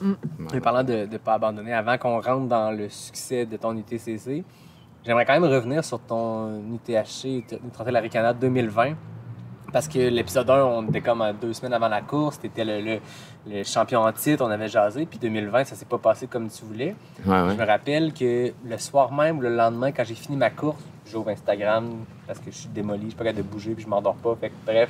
Puis je vois, je sais pas si c'est toi ou Marjorie qui parlait de ta course qui avait été difficile, mais que tu avais décidé de montrer à tes enfants que c'est pas parce que ça va pas comme l'année passée où tu avais remporté qu'il faut abandonner, puis je trouvais que le message était exceptionnel. J'ai l'impression que ta première place 2019 puis ta je sais pas combien de place en 2020, c'est 2 leçons complètement différentes, mais c'est 2 leçons vraiment nobles puis intéressantes. Qu'est-ce qui s'est passé dans ta tête en 2020 quand ça s'est mis à mal aller? Qu'est-ce qui t'a ressorti de ça et t'a motivé à te rendre jusqu'à la fin? Je me rappelle de l'autre interview. Je me rappelle donc les questions que tu m'avais posées sur, en gros, est-ce que t'as pas trop la pression, quoi. Puis moi, je t'avais dit, non, j'ai pas la pression parce que je me la mets pas ou je me mets pas la pression par rapport aux autres. Je me cale sur mes temps de l'année dernière et ça va être mon objectif de temps. Mais ça a été déjà trop gros, en fait. Parce que l'année d'avant, tu avais fait ça dans un temps qui n'a pas été Ouais, mais je pense que physiquement, j'étais beaucoup moins fort en 2019. Ah oui? Ah oui, sûr. Et, c'est pour ça que ça se passe beaucoup dans la tête, quoi, finalement. Et puis, de trop comme ça s'était bien passé en 2019, j'avais pris la feuille de 2019, entre guillemets, hein, et j'avais calé sur 2020. J'avais calé, je vais faire la même chose. Je m'alimente au même moment, à la même seconde, je mange ça, je fais ça. J'avais même fait un petit training, retour. Bref, j'avais fait trop pareil, en fait, en me disant, ça va marcher. Ça marche là, ça va marcher l'année prochaine. Ça marche pas. C'est pas ça la vraie, là. Ça marche pas. Donc, je regarde pas les autres concurrents. Tu parles, tu regardes pas, tu regardes quand même. Et donc, tu pars et ça a bien été. Au début, j'étais super bien. Mais dans ma tête, finalement, il y a eu à un moment donné un petit anicroche. Je me suis un petit peu trompé. J'étais quand même bien placé. J'étais 3e. Je reviens au 65 où Marjo était là avec 2 amis, 2 copains. Et là, c'était fini. Parce que j'avais raté mon plan, puis là j'avais envie presque d'abandonner, mais j'étais 3e. Puis c'est là, je me rappelle, je pense que c'est Vincent qui me disait mais là t'es 3e, qu'est-ce que tu abandonnes, t'es con, enfin entre guillemets, c'est ça, c'est des débiles quoi. Vas-y, ferme ta gueule et cours quoi. Et puis à partir de là, j'avais plus envie. Ça marchait plus dans ma tête et la tête voulait plus. Donc c'était comme presque le fait de m'être trompé de chemin, ça m'a enlevé la pression en me disant je me suis trouvé une excuse pour abandonner. Facile. C'est ce que j'ai pensé en fait dans ma tête. Je me suis dit c'est ça en fait. Je me suis trompé, mais je me suis pas trompé. Inconsciemment, tu t'es trompé. Mais volontairement. Je me suis peut-être trompé volontairement de chemin. J'ai volontairement pas regardé le panneau en fait. Et donc finalement qu'est-ce qui s'est passé? Ça s'est répercuté sur mon organisme. C'est que l'estomac s'est fermé. Donc plus rien qui passe. Quand la tête est partie, le corps a fait bon. Donc, si la tête suit pas, pourquoi moi je suivrais? Ben oui, ou la tête te dit ferme l'estomac, tu pourras plus courir. En gros, donc là je mangeais plus bien, j'arrivais plus, et puis t'as plus de jus. Quand t'as plus de jus, comme quand t'es en down dans une longue course, si tu manges pas, ça marche pas. Donc ça passait pas bien. Là j'étais avec Mike Néron à cette époque-là. Et puis on court jusqu'au ravito, au Coyote, ou je ne sais plus trop le nom, Épervier, peu importe. C'est au Coyote que t'as arrêté longtemps. Ouais, enfin, je sais jamais le nom, mais bon. Le premier Là où il y avait Johan Rock. 25 km. Ouais, Johan Rock. Il restait 40 km. J'étais à 80, je pense, 85. Et donc là, je m'arrête, je m'allonge, je prends le temps. Puis là, ça se passe super bien avec l'équipe de Bromont qui était là, en fait. Ouais, c'est ça, c'était le Ravito Bromont. Ouais. Donc on discute avec tout le monde. J'ai passé un super bon moment. J'ai un peu oublié ce qui s'était passé, mais j'avais toujours l'estomac noué. J'étais allongé par terre sur le ventre, puis je bougeais plus. Il y a Jean Fortier qui est venu me donner des cachets à un moment donné pour essayer de passer, mais ça n'a rien changé. Et donc j'ai abandonné, mais voilà. Et Johan qui dit mais de toute façon si t'abandonnes, ce sera pas ici parce qu'on n'abandonne pas. Ce Ravito-là, t'abandonnes pas. Johan, il a l'expérience dans les ultras, etc. Et puis c'était aussi une façon de dire non, T'abandonnes pas. je cherche pas l'abandon, ce n'est pas une option. Et puis du coup, je me suis attendu Mathieu Fortin, et puis donc je suis resté 2h30 au ravitaillement. Et puis et en fait quand il est arrivé, j'étais content, puis en même temps, là, je suis obligé de repartir parce que je l'attendais, quoi. Donc, je suis reparti avec lui, puis ça a été un petit peu difficile aussi parce que j'étais toujours noué, mais ça finit par passer. Puis, en fait, en arrivant, j'étais pas autant content qu'en 2019, mais j'étais fier de pas avoir arrêté. Je me suis dit, tiens, moi, tu vois, ceux qui font des courses font full pin, puis que si ça marche pas, ils arrêtent, ils abandonnent, ils font DNF pour. Moi, ça ne vient pas me chercher, ça. Donc, je me dis, là, au moins, j'étais fidèle à ce que je pensais. Voilà. Ça allait pas, mais j'ai quand même continué parce que c'est un beau parcours, tous ces bénévoles, tout ce temps d'entraînement, ce truc, cet effort. Va au bout. C'est pas grave si tu fais pas le temps que tu as voulu. Puis voilà. Donc, voilà. Puis c'était une belle leçon. Donc j'ai appris à relativiser un petit peu. J'ai les yeux pleins d'eau, c'est pas parce que c'est la fumée. C'est ému. Mais en fait, peut-être que je mets le prétexte sur la fumée, puis en fait, je suis vraiment ému du sport. Non, je blague. Mais non, j'aime ça parce que notre sport, c'est ça, c'est qu'il y a des très bonnes journées. Peu importe le niveau, que ce soit niveau élite pour une première place ou une journée, quand tout va bien, puis c'est le fun d'avoir des sensations comme ça. Mais le sentiment, quand ça va pas, puis tu réussis à remonter le truc, est aussi fort, ou en tout cas, est différent, mais qui est vraiment satisfaisant aussi, avec du recul, de se dire « Ouais, j'ai réussi ». Ouais, mais même sur le moment, le fait de repartir, mais je pense qu'il y en a qui se retrouveront beaucoup là-dedans. Quand tu repars tu t'arrêtes à un truc, t'es dans le trou total, tu repars, mais pourquoi je repars ? Mais qu'est-ce que je suis con ? Pourquoi je me remets dans cet état de souffrance ou de difficile ? Mais puis rapidement, finalement, il faut que tu passes au-dessus de ça, quoi. Puis tu te dis, oui, c'est un creux, il va passer. Ça va passer. Donc, et après, ça passe un petit peu. Et tu es tellement content, finalement, de dire, mais parce que ce qu'il faut se poser comme question, c'est que si j'abandonne, moi, souvent, c'est ça que je me dis comme question quand je suis en train de me poser, quand je suis en limite, là. Je me dis, qu'est-ce qui se passe si j'abandonne ? Qu'est-ce qui va se passer dans les 15 minutes qui vont suivre ? Je vais être dégoûté. Pourquoi t'as abandonné ? Tu n'es qu'une merde, entre guillemets. Ça, c'est moi, chacun fait comme il veut. Et donc, le fait de me dire ça, je me dis, alors continue d'avancer. Tu t'arrêteras si t'es vraiment blessé et que tu peux pas courir, ou que t'es en hypothermie, ou que t'as un coup de chaleur, ou que... Voilà. Mais tant que...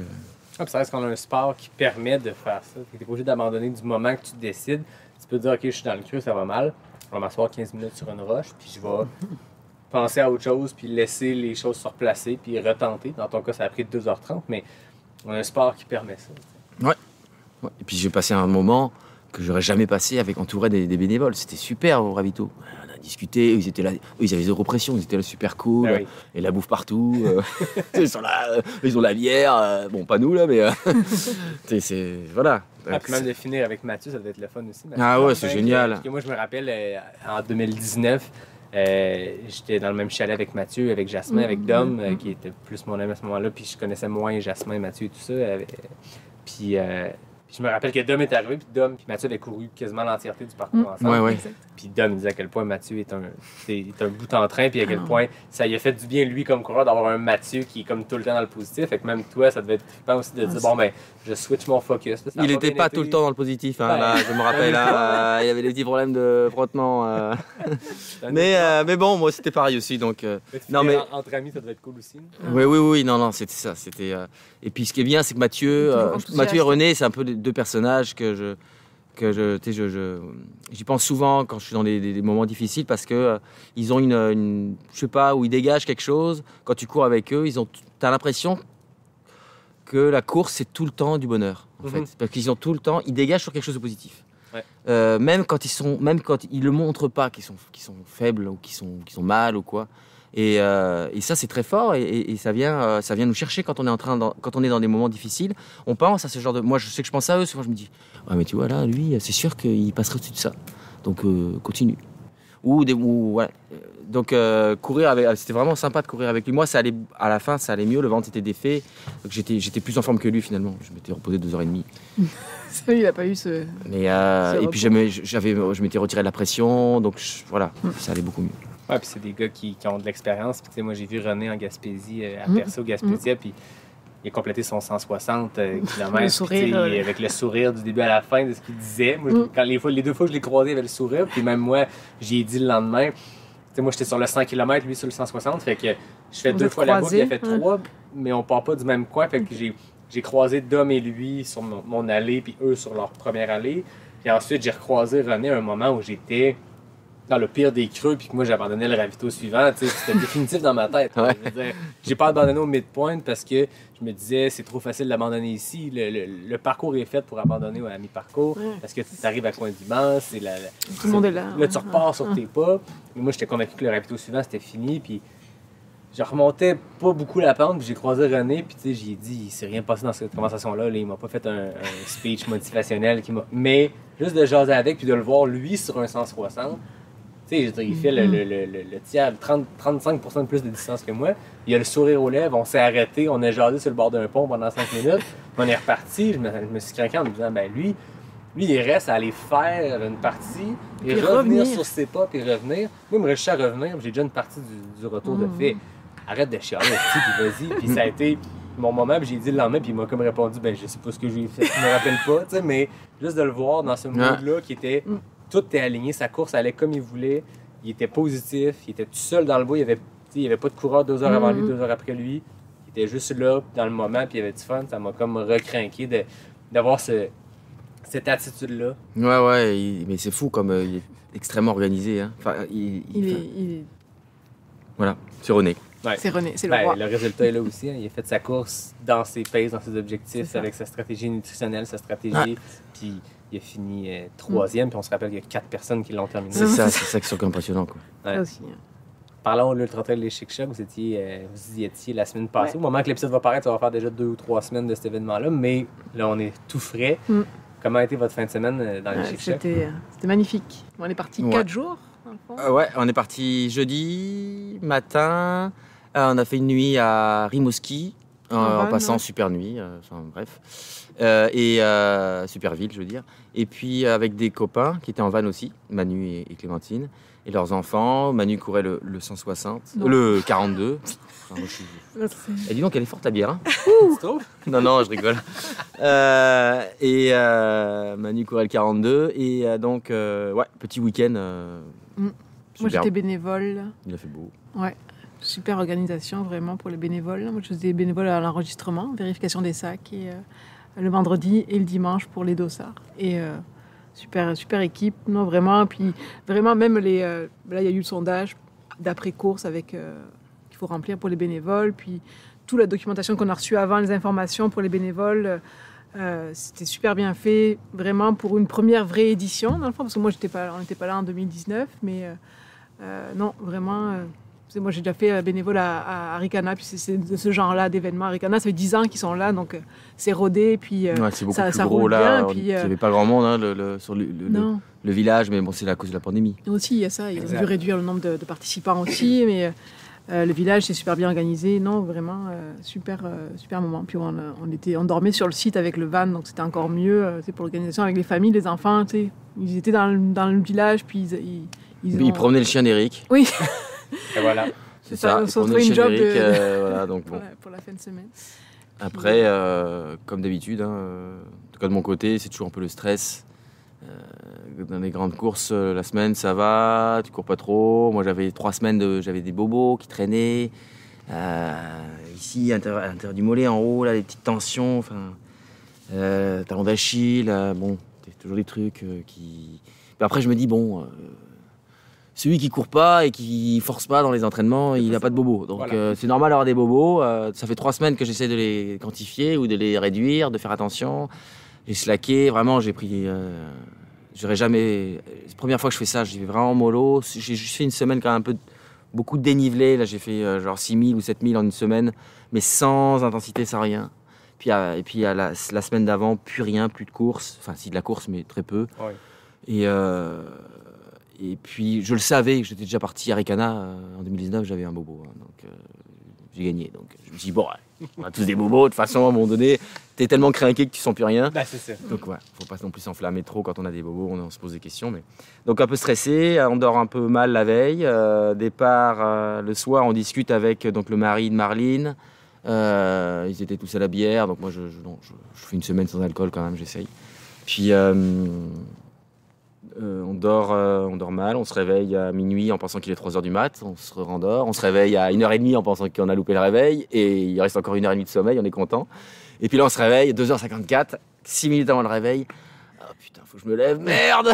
Déjà. La course commence à quelle heure? 4h. Ok. Je me suis réveillé 1h avant. Ouais. Mais j'étais sur le départ moi. Donc... Ah c'est ça. C'est ça. Tu sors de la vanne puis t'es rendu. Mais moi je me réveille, je mange tout de suite, le plus vite possible. Bah oui. Pour éviter Et je mange pas forcément énormément, mais je mange tout de suite, même si j'ai pas faim, mais c'est pas grave. Et puis après, je me prépare, machin, mes trucs, mes affaires. Et je suis sorti du van, je pense à 4h moins 1. Oui, en plus, ils avaient commencé le discours. Commencé à faire le discours. D'avant-course, puis je suis couru jusqu'au départ. Et donc, exactement, ouais, super échauffé, quoi. Ça, c'est impressionnant, quoi. Le warm-up. Et donc là, on part avec en vague de toutes les 15 secondes ou 10 secondes, 5 secondes même, je pense. Okay. Non, 15 secondes, c'était. Juste pour dire qu'on s'est pas 15 secondes parce qu'ils faisaient les bips. Moi, j'étais là au départ. Donc, 15 secondes. On s'en fout totalement sur des heures de course. Ouais. Et donc, Anne Bouchard, qui, je pense, voulait partir en tête. Et puis, elle dit, est-ce que quelqu'un part avec moi? Parce que c'était par vague de 2. Okay. Et moi, j'étais là, je suis OK, je pars avec toi.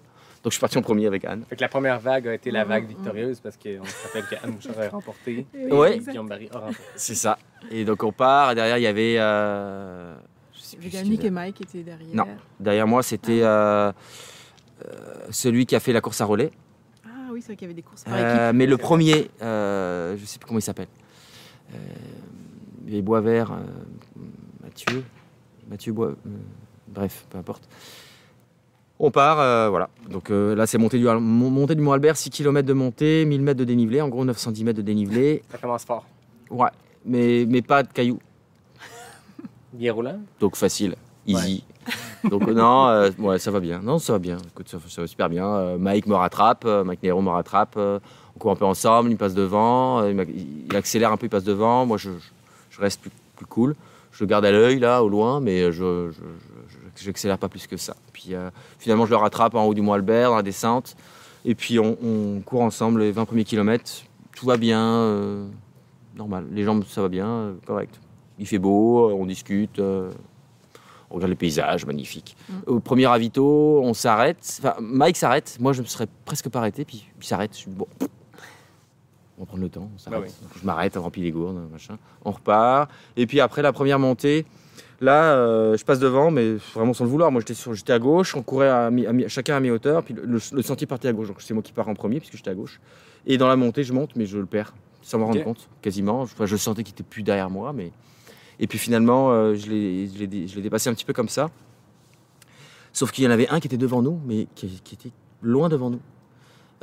Puis on se posait la question, dans le Mont-Albert aussi, t'es devant nous tout le temps. Puis là on se dit, putain, il y a une fusée quoi. Il y a une machine là qui s'est cachée, une élite, jamais vu passer. Enfin, je l'ai vu au départ parce qu'il m'a doublé sur la route au tout départ. Mais lui, je sais pas qu'est-ce qu'il a appris, mais il est fort là. Puis je me dis, bon, là, on a trouvé un gars du coin, il va nous clencher ça en 14 heures, laisse tomber quoi. Puis Mike voulait rattraper un petit peu aussi. Je pense qu'il avait en tête d'aller le chercher. Puis moi, ça allait trop vite pour moi. Je dis non, ça marche pas. Enfin, en tout cas, c'est pas dans mon truc. Plus tard peut-être, mais pas là. Et donc, je double Mike tranquillement. Bon, l'écart se creuse un peu. On arrive au lac Ascapédia, 30 km de course. Là, moi, je suis tout seul. Puis là, je demande, le premier est à combien? Ah, ça fait 20 minutes qu'il est arrivé. 20 minutes, il m'a eu 20 minutes. Je suis c'est une machine, c'est quoi ce type? Il fait quoi? Il a quoi sous les pieds là? Kylian s'est enregistré sous un autre nom, puis c'est caché. Qu'est-ce qui s'est passé 20 minutes? Et pourtant, je l'ai vu, il était à 400 mètres de moi, au du Mont-Albert. Et puis là, 20 minutes, il est arrivé il y a 20 minutes, il a fini. Ah, course à relais, l'autre est parti. Ok. C'est des gens de la course à relais. Fait que Merci. t'es en mode performance, mais Mais sur un tu effort savais- de 30 kilos. Là, d'un coup, je dis, ok, donc là, je suis premier. Ok, donc là, l'autre derrière, il va me chasser, quoi. Donc là, mode course, compétition, parce que je suis quand même un peu dans mon... C'est un peu mon truc. Donc là, je suis ok, il faut pas que je m'arrête trop longtemps au Cascapédia, parce que psychologiquement, si l'autre arrive quand moi je pars, c'est pas bon. Moi, perso, pour ceux qui arrivent, oui, c'est bon, mais pour ceux qui partent, c'est pas bon. Donc il faut que je parte avant qu'il arrive. Donc j'ai un peu pas trop traîné, et puis je suis reparti vite. Je pense qu'il est arrivé peut-être 2-3 minutes avant, parce que je pense que dans le boa, j'ai entendu les gens applaudir, donc il devait arriver. Et puis après c'était ça, un petit peu comme à Ricana, où quand tu es tout seul, tu es toujours en stress de celui qui est derrière toi, surtout quand tu n'as personne devant. Tu n'es pas en chasse, mais tu es chassé, quoi. Et ça, c'est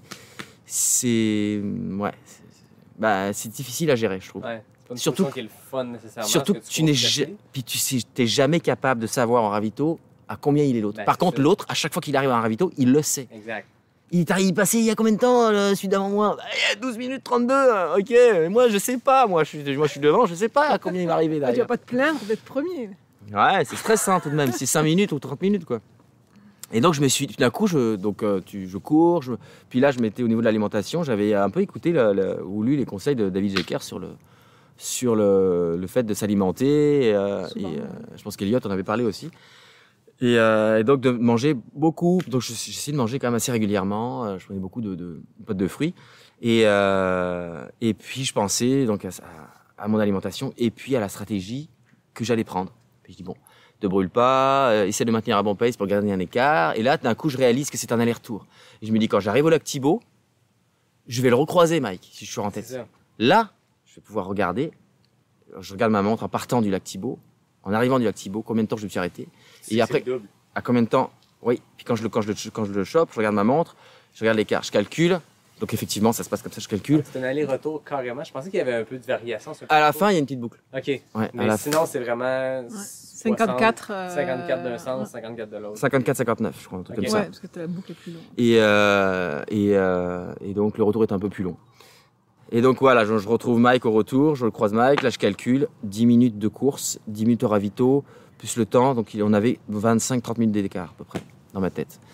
Et donc je me dis, bon là j'ai 30 minutes d'avance, je fais bon 30 minutes d'avance, je l'ai dépassé au 30e kilo, enfin, au 25e.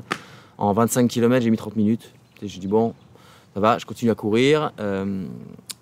J'arrive au lac, je double le course à relais, je double le deuxième rapidement. Je passe les ravitaux, ça va, je passe des downs, mais pas si dur que ça. J'arrive au lac Cascapédia, il reste 30 km, 33 km. Et là, je croise donc, c'est Mathieu Boisvert, je m'excuse sur son prénom là, qui a gagné la course à relais, qui était le dernier des coureurs, le 4e ou le 3e. Puis là, on discute un bon moment, puis lui, donc il attend son relais. OK.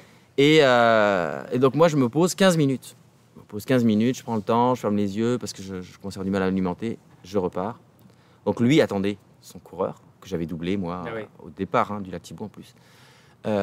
Et puis je repars donc sur 12-15 km de course. Et au bout d'une heure ou une heure et demie, qui c'est que je vois lui qui me rattrape? Ah ouais. Ouais, parce qu'il était, Mais il était frais. Ah oui, c'est ça. Puis là, il me double, je me dis, c'est pas possible, je suis vraiment une quiche, quoi. Comment il fait pour aller si vite? Et là, il me 5 dit, km dans le corps, t'en as 80. ouais, peut-être, c'est ça. Puis là, il me dit, on discute, il me dit, ça va, est-ce que tu veux des gels, t'as quelque chose? Super gentil, il était vraiment adorable, ce type-là. Puis je lui dis, non, ça va, tout va bien, écoute, le moral est là, les jambes sont là, après, c'est l'estomac un peu dur, mais ça va, t'inquiète, tout va bien. Et puis là, je dis, est-ce que t'as croisé Mike? Et il me dit, non, il me fait, je suis parti 1 heure après toi, j'ai pas vu Mike, la course, elle est pour toi. Ah, j'ai fait, ok. Peut-être une bière, le gel en mobilité. Donc là, je suis ok, merci. Ça venait de descendre d'un cran. là. C'est ça, donc là, pouf, le pace aussi d'ailleurs, en même temps, au même moment. Je fais ok, puis. Donc là, j'ai dit, bon, bah, je me suis pas arrêté parce que je continue à courir, mais tout de suite, la pression est retombée. Et puis, donc, ouais, continue, c'est dur, hein, mais je continue à courir, mais je m'étais enlevé de la pression. Puis au ravito, du coup, je m'arrêtais 10 minutes à chaque ravito. 10, pas loin de 15 minutes. Je faisais jamais avant. Je prenais le temps de m'asseoir, de m'alimenter, de manger en me disant là j'ai le temps, ça sert à rien de s'énerver, de forcer comme un âne. Donc voilà. Et puis j'ai terminé la course. Dernier ravito, c'est les ravitaux de la Serpentine, en bas du Mont Albert, avec des gens avant le Mont Olivier, avant le dernier mont. Il restait 300 mètres de D+, puis après c'était 600 mètres de descente. C'était superbe parce que les bénévoles étaient splendides. C'est là où ils t'ont dit prends 12 bretzels, 1 par kilomètre, c'est ça? Ouais, une fille, ils étaient adorables parce que je pense qu'ils étaient à la Serpentine, le seul ravito qui prend les gens du 113. Donc ils ont dû repasser en gros 15 coureurs, les pauvres. Sur toute la journée, quoi. Donc là, moi je suis le premier qui arrive. Non, le deuxième, parce que le premier c'était. Donc c'était Mathieu. Bref, je m'excuse pour lui. Et donc là, je suis le deuxième qui arrive, mais le premier du 113 en solo. Donc ils étaient super contents, quoi. Puis là, moi aussi, moi je suis toujours de bonne humeur dans ce genre de truc. Puis là, je suis de bonne humeur de voir du monde, donc j'étais content. Donc voilà, super enjoué. L'autre qui filmait mes pieds tellement ils étaient dégueulasses. Il est détruit là. Et puis bon, c'était super gentil. Puis la fille elle me dit qu'est-ce que tu veux, enfin bref, du coca, du café, enfin sur tout. Il y avait tellement de choix sur tous les ravitaux, c'était fou la folie là. Et puis là après elle me dit elle met le bol de bretzel et puis elle me dit mais tu prends 11 bretzels, il y aurait 11 km. Tu manges un bretzel par kilomètre. Tu sais, pour me motiver. Super gentil. Et puis donc on finit là, je repars et voilà. Donc ça s'est vraiment bien passé. Je pense que j'aurais pu faire encore mieux s'il y aurait eu plus de pression, s'il y avait eu quelqu'un devant ou si je savais pas, sans savoir que Mike était plus loin que prévu, je me serais peut-être plus donné, je me serais moins arrêté. Mais bon, c'est pas, Il y a une gestion du risque aussi, je suppose, là-dedans, parce que si tu cours stressé tout le long, ça veut dire que les descentes, tu attaques un peu plus, les montées, tu pourrais c'est tomber. Ça aurait été plus... Ça reste que tu t'exposes à un risque peut-être un peu plus grand que quelque chose. Ouais, mais si je compare à Recana 2019, j'ai pas mal plus envoyé, là. Alors que j'étais plus faible, je pense, physiquement, mais j'étais tellement quand j'ai vraiment senti en 2019 que je pouvais avoir la victoire, et puis c'était fou, j'avais jamais gagné de trail, et puis là, des Recana, machin truc, Ultra Trail World Tour, j'hallucinais quoi, 20 km, là, le ravito c'était 5 verres de coca, je repartais quoi. J'arrivais, T'avais gagné avec combien de temps d'avance sur la deuxième? 20 minutes, c'est pas loin là. 20 minutes, en trail, c'est très très très peu. Là. Tu t'arrêtes au ravito, puis tu ralentis un peu dans les montées, c'est fini. Hein. Puis c'était Aurélien collé là, donc la machine de guerre là. Exact. Lui, il se serait pas arrêté, lui. Hein. Donc, je pense que lui aussi, il était en mode sniper, là. Donc, là, c'est ça. Donc, j'ai peut-être plus apprécié, finalement, ma fin de course. C'est correct aussi, d'arrêter de courir stressé puis de penser que tu as une cible dans le dos, de savoir que tu as un peu d'avance. Puis... Ouais, de prendre ça plus... d'après, voilà, je suis arrivé à la fin, puis j'avais eu le temps de commencer à me dire, ok, c'est bon, je vais arriver, c'est pas gagné, là, mais... Ouais. On salue Mike Néron qui a une solide deuxième place aussi. Mais oui, il a fait... À un moment donné, je pensais qu'il allait abandonner. Parce que moi, j'ai trouvé ça dur. Puis je me suis dit, punaise, c'est dur.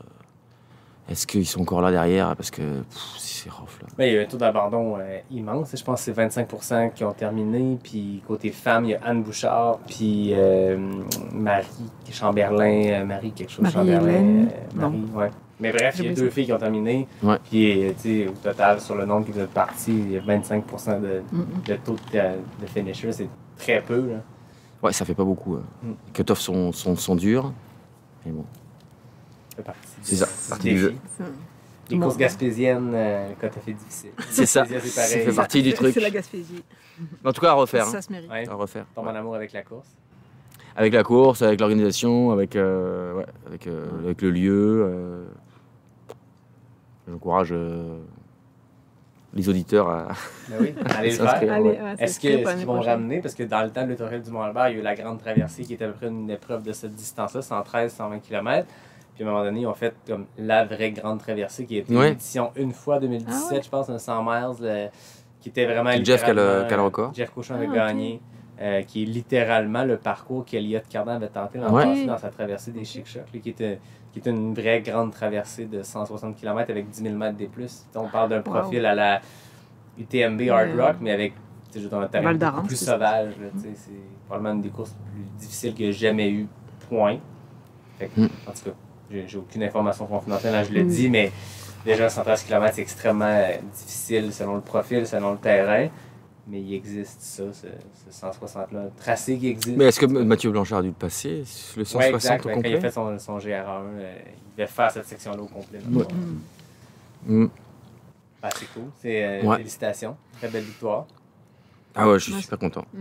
C'est ça, j'y allais sans prétention, pas sans prétention, parce que je voulais pas du tout dire quoi que ce soit, parce que c'est pas ma façon de faire, mais je m'étais quand même dit dans ma tête, t'as le droit de te dire que tu y vas pour gagner. Ben oui. Tu le dis à personne. Voilà. Non, je peux le dire. Mais je m'étais quand même dit ça. Je me dis, parce que souvent je me dis non, ne pense pas à ça. En gros, t'as pas le droit d'y penser. Puis après, je me suis dit non, c'est pas vrai, j'ai le droit d'y penser. Tout à fait. T'as des gens qui, voilà, je pense que Jim Wamsley, quand il part sur une course, lui, il y va, c'est pour gagner. Puis là, je me dis bon, j'y vais pour gagner. Puis je vais y aller. Je sais les gens qu'il y a, je sais les élites qu'il y a. Je suis capable de gagner. Il y a pas Jim Wamsley sur le parcours. J'ai des chances. Donc, si tout va bien, je peux. Voilà. Donc, j'avais quand même ça dans la tête. Après, je suis resté très conscient des capacités de chacun et que dans un ultra, tu sais jamais ce qui peut se passer. Puis je l'avais vécu en 2020 et donc je savais ce que c'était. J'avais vécu aussi quand j'ai fait la traversée de Charlevoix un mois avant, où j'ai eu un coup de chaleur puis j'ai abandonné 5 km avant la fin. Donc j'étais conscient de tout ça, mais voilà, le fait, ça a fonctionné. Je pense que tu as le droit de te permettre de te dire je vais essayer de la gagner, puis si ça marche pas, tu vas pas abandonner parce que cet objectif-là, il y a un plan A, je suppose, mais il y a un plan B, C, D, puis tu l'as prouvé à Ricana en 2020 aussi. Quand le plan A marche pas, on switch de gear, puis on évoque le plan B, puis l'objectif diffère, mais le résultat est le même, c'est de finir. C'est ça. Fait que le reste de la saison, là, c'est QMT 100 miles dans un mois? 14, un petit peu moins, ouais, un peu plus. Un mois, donc là... C'est 2 mois l'apparition de l'épisode. Ah oui, c'est ça. OK. Donc, oui. Fais-tu autre chose de calendrier après? Non. Rien d'officiel. Rien du tout. En même temps, 100 miles du QMT, je pense. J'ai jamais fait de 100 miles, donc ça va être le test. Il va y avoir du monde, là, du coup, aussi. Donc, ça va être plus difficile. Enfin, en tout cas, au niveau la quantité de coureurs et du niveau. Et donc, ça va être sympa. Et puis, ça va être surtout un test sur le 160. Comment ça se passe? Bon, après, moi, je pense que c'est... Voilà, j'ai fait 125, je suis capable de faire un 160, j'en suis quasi persuadé. Après, c'est juste, est-ce que ça se passera bien ce jour-là? Une bonne journée ou pas? C'est ça. Est-ce que l'alimentation ira bien? Est-ce que... Je pense que c'est un parcours qui va être très challengeant. J'en parlais, je pense que c'est quand je suis allé courir avec les gringos, avec Dave Clément, que je salue, parce qu'il dit toujours que tu parles de moi pendant 3-4 épisodes. Ça fait longtemps que j'avais parlé de Dave Clément, donc salut Dave. Mais on en parlait justement, que je pense que c'est un parcours qui va être tough mentalement aussi, parce que, tu sais, mettons, moi je fais le 110, fait que je pars de Petite-Rivière, monte le Massif, Sentier des Caps, Mistachibo. Quand tu arrives au Mont, il te reste 30, tu fais la boucle du Mont, c'est fini, tu sais. Mais vous partez de Baie-Saint-Paul, oui, mais quand vous arrivez au Mont, il reste 60 km. Montée du Mont-Saint-Anne, c'est cool, il y a un dénivelé, ça change le parcours. Et ensuite, il y a quasiment un 50 km qui a l'air de serpenter. Je sais pas, je connais pas par cœur ces sentiers-là, mais il y a un peu de tout. Je pense que c'est technique, je pense qu'il y a des portions plus roulantes, il y a des portions plus dans le ski de fond, Mont-Saint-Anne et tout, mais vous serpentez, vous zigonnez pour reprendre le terme de Marjorie tantôt. Ça se promène beaucoup, mais je pense que mentalement, quand tes gros défis de dénivelé sont finis, mais qu'il te reste 40 km, que tu fais seulement comme revenir au même ravito, puis repartir, puis revenir au même ravito, tu as l'impression de tourner un peu en rond. Je pense que mentalement, c'est un parcours qui va vous jouer dans la tête. Il va falloir pas se tromper, surtout. Ouais. Et ouais. Moi, je pensais plus à la crête. Ouais, ben oui. Parce que je pense qu'on l'a fait, la crête. Ouais, après effectivement, virailler. Après, je pense qu'on va être dans un état à un moment donné. Après 120 km, tu sais plus trop où t'es là. Et surtout d'arriver au Mont-Sainte-Anne puis de repartir. Toi aussi, tu vas repartir, mais je trouvais ça difficile quand tu avais fait le QMT 80. C'est toi, t'arrivais au 80 puis c'était fini. Puis on voyait ceux qui sont en 110 qui arrivent, t'as l'ambiance de l'arrivée. tout le monde qui est là, puis eux, ils sont avec leur crew, puis... Moi, je me rappelle, le 80, Comité 80 2019. Oui. Je courais, j'étais en tête du 80. Je cours avec Jérôme Bresson, qui est athlète, qui est sur Trois-Rivières, Sherbrooke, je ne sais plus trop. Donc trail, Jérôme Bresson, puis on était dans Mestachibo. Mestachibo quoi. Très technique. Ça se finit par beau, mais rien de beau là-dedans. Ouais. En tout cas, c'est beau, mais bon, c'est pas... beau quand t'es en mode randonnée du dimanche. Quand t'es en mode trail, essayer d'avancer, puis tu roules à 9, 10, 12 minutes du kilo. C'est ça, puis t'as pas de dénivelé, quoi. Non. Je comprends pas, là. T'avances Je pas, vais mais faire t'as 100 mètres de D+, mais je cours à 9 du kilo. Bref, et donc là, Jérôme Bresson, qui était là, mais ça n'avance pas dans cette trail de merde, entre guillemets. Bref, c'était drôle après. Puis il râlait, puis là, moi, j'en pouvais plus aussi, j'étais au bout. Et on discute un petit peu, et il a envoyé quand même, hein. Il a avancé. Et moi, je suis au bout. Puis là, je lui demande, t'es sur quelle distance? Je suis sur le 110. Puis là, je suis, putain, il a encore la crête à monter, quoi. Moi, dans ma tête, je suis, il a encore la crête à monter, c'est pas possible. Je n'osais pas lui dire, le pauvre. Bah, il le savait très bien. Ah oui. Et on arrive au bout, là. Je croise le photographe, ou journaliste, Vincent Champagne. Il me prend en photo avec Jérôme Bresson, ou en tout cas, il était un peu avant, un peu après. Puis là, moi, je dis à Vincent, j'en peux plus, je vais arrêter, c'est fini, j'arrête de courir, j'en peux plus, quoi. Je savais plus où était la fin. Et puis là, Vincent qui me dit, mais là, t'es arrivé, c'est fini. Mais puis moi, je dis, mais non, c'est pas fini, là, je vois pas la ligne d'arrivée, c'est pas fini, arrête de me dire c'est fini. Bref, tu sais, quand t'es au bout. Et puis effectivement, j'avais fini, il restait 1 kilomètre. Je sortais du truc. Et là, donc, Jérôme qui, lui, à un moment donné, tu remontes un petit peu, tu prends un peu de route asphaltée, tu remontes sur le Mont-Sainte-Anne, enfin sur le bas. Et là, tu descends pour l'arrivée du 80, et eux, ils continuent. Et paf, la crête. À gauche, la fin, Et là, je le vois partir, Jérôme. Et là, je fais... Ça. Mais c'est mental aussi parce que, comme tu dis, t'as un ravito, puis c'est un bon moment aussi. T'sais, moi, je sais que j'ai un pacer qui va être là, qui va embarquer avec moi. C'est le moment que Oui, puis dans ta tête. Que je vais passer, je vais mettre mon kit de nuit. Là. Je veux dire, je vais me prendre une lampe frontale. Puis dans ta tête, tu sais que tu vas pour là, tu vas pas pour arrêter. Mais donc... pendant ce temps-là, pendant que t'es en train de changer ton gear, puis tu sais, t'es en plein ravito, tu changes de bas, tu changes d'espadrille, ça va te crier au micro. Et voilà, le termine les 80 km. Et là, t'es comme. Fuck. Ben, c'est correct, c'est mental, ça fait partie du charme. Puis, Ouais, puis c'est ça, il est mindé pour un truc, toi t'es mindé pour autre chose. C'est... Mais bon. C'est vrai que je trouvais ça difficile, moi, quand je les voyais devoir repartir après, mais tu le sais au départ. Il reste que 30. Il reste que 30. Bon, il reste deux ascensions qui vont s'attendre, mais c'est que 30. 30, c'est la sortie longue du week-end, ça, 30. Exact. Avec une crête puis un pionnier au complet, mais bon. Hein. Ouais. Là, on a parlé de vos deux grands défis. Marjorie termine son 18 mois d'Every Single Street. Guillaume qui vient de remporter le Trail Chic Choc. Avant de passer à la conclusion de l'entrevue, j'ai le goût de vous demander, vous êtes un couple depuis 2004, vous disiez tantôt, vous voyez, vous vous côtoyez à travers ces défis-là. Guillaume, qu'est-ce qui t'impressionne le plus au quotidien dans la discipline sportive ou dans la pratique du sport de Marjorie? Sportif ou non sportif, ça va être la... Tu sais, quand on dit il faut de la... Quand tu veux atteindre quelque chose, c'est bien d'avoir de la volonté, mais ce qui paye, c'est la rigueur. Parce que tu as beau avoir la meilleure volonté du monde, si tu n'as pas la rigueur, ça ne marchera pas. Là. Quand tu dois te lever le matin pour aller courir, ou... voilà. Marjo, c'est la rigueur. C'est-à-dire que si elle a décidé qu'il fallait qu'elle se lève pour aller courir, elle va se lever pour aller courir. Mais c'est pas à 6h du matin, c'est à 5h du matin. Ah ouais. Et ça, c'est quelque chose que j'admire parce que moi, je ne suis pas capable de faire ça. Je vais... c'est... Voilà. Hein? C'est ça. Le matin, t'es pas du matin. C'est ça.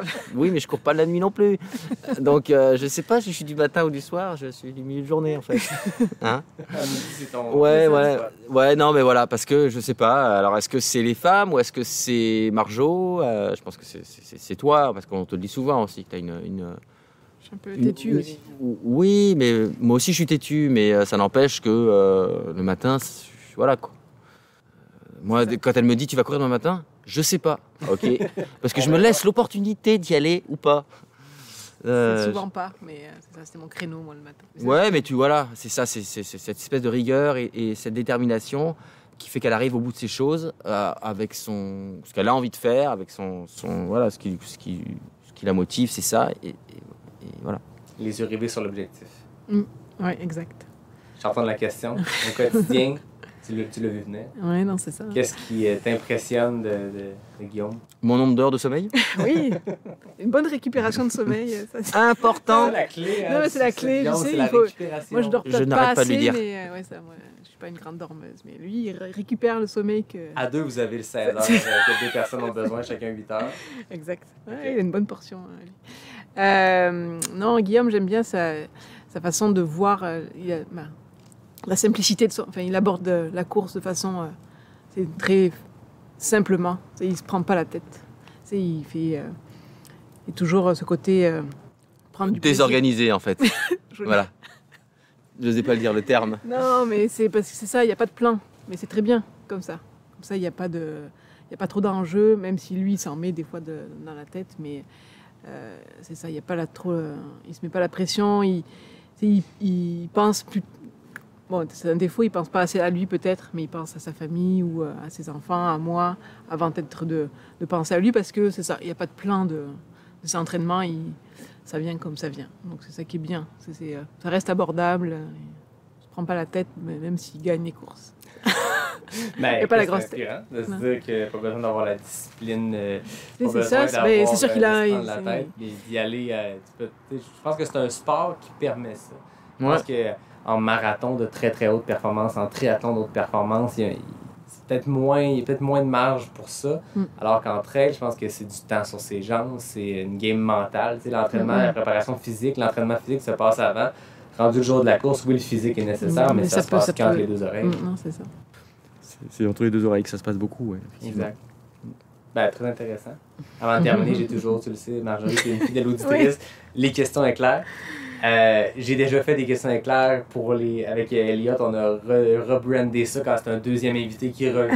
Guillaume revient, mais ça fait pas si longtemps que c'est prévu. Puis dès qu'on a commencé à parler, toi et moi, de faire un épisode ensemble, j'ai une idée pour tes questions éclairnaires. Fait que, Guillaume, je suis désolé, mais j'y vais Tu n'auras pas le droit. avec Marjorie. Non, mais de toute façon, quand j'ai vu le record de Dominique, Oui, mais Oui, c'est ça. parce que Ben non, ça en mais- 15 j'ai mes secondes. stats ici, j'ai mes questions éclairs sur papier, sur carton. Les records sont rendus très bas parce qu'on Non, se c'est rappelle 15 que secondes. non? ben, Guillaume, à l'épisode 1, t'as fait 34 secondes. mauvais, Nul. mauvais. Pendant 5 semaines, t'as été dans le top 5. On va le dire comme ça. Ah, il pour est le gentil moment. quand même. Mais pendant 5 semaines, il y a eu 5 invités. Donc Bon, 5 maintenant, invités. En fait, aujourd'hui, j'ai fait que le descendre d'un cran. Le FKT de Dom Gladu, qui a été établi dans un autour du feu il n'y a pas Ouais. si longtemps. 17 secondes. Et on se rappelle que chez les femmes, le FKT c'est est ça. double. C'est Maïka Lamoureux et Anne Bouchard Mm. en 14 secondes. Donc c'est Ça, quand même, ça l'a descendu avec le temps. Les femmes sont devant les hommes. Oui, ça c'est Oui, c'est définitif. Enfin, c'est comme les 200 mères dans les femmes performent beaucoup plus que les hommes au FKT, aux questions de Clarnac. Je sors mon chrono. Mon Dieu. Puis tu vas voir, Marjorie, c'est une édition spéciale pour les auditeurs. Vous allez comprendre pourquoi après avoir entendu l'épisode et le défi de Marjorie. Ok. Donc, Mon Dieu. on a 10 questions. Je vais me les mettre pour être sûr de les voir. Tu les tiennes? Non, mais c'est parce qu'il De la fait noir. lumière, ouais. Ok, Attends, comme ça. je t'éclaire. Ah, comme ça, je les vois. Ah non, ça va. Tu me dis quand t'es prête, on part. Ok, go. Route ou trail? Route. Saint-Roch ou Saint-Sauveur? Saint-Roch. Cap-Rouge ou Sainte-Foy? Cap-Rouge. Beauport ou Charlebourg? Charlebourg. Le Bourgneuf ou du Berger? Du Berger. Questionnac, bar ou gaufre? Gaufre. Saint-Émile ou Orsainville? Orsainville. Val-Bélair ou Loretteville? Val-Bélair. Limoilou ou Montcalm? Limoilou. France ou Québec? France.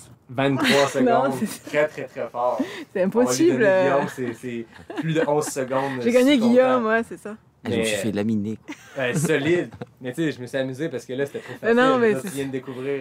Ah, T'as perdu c'est 3 difficile. secondes sur la dernière question. Ouais, hein. Tu viens mais- de courir chaque mètre carré de cette ville-là, fallait challenger un peu. Donc bon, Limoilou, Ah, Montcalm, c'était prévisible quand même. Ouais, non, c'est sûr. Mais après, tu vois, j'ai un doute sur Orsainville et je sais plus quel. Parce que je vois Orsainville, Orsainville, je vois où c'est. Saint-Émile ou Orsainville. Ouais, c'est ça. Maintenant, je vois. Mais Donc les gens qui sont pas de Québec ont aucune idée qu'est-ce qu'on Non, vient de c'est dire. Ils comprennent plus rien. Mais les habitants, ils sont Qu'est-ce contents que que c'est j'ai que ce noté podcast? C'est leur, une carte de Québec, vous allez voir, mais Saint-Émile, Orsainville, c'est pas loin l'un de Non, l'autre quand c'est ça. même. Mais. Fait que c'est le fun des autour du feu, c'est que je peux prendre mes questions éclairs puis Hop, dans les le mettre feu. au feu. Les mettre au Voilà, feu, 23 c'est secondes, magnifique. félicitations Marjorie. Ouais, merci.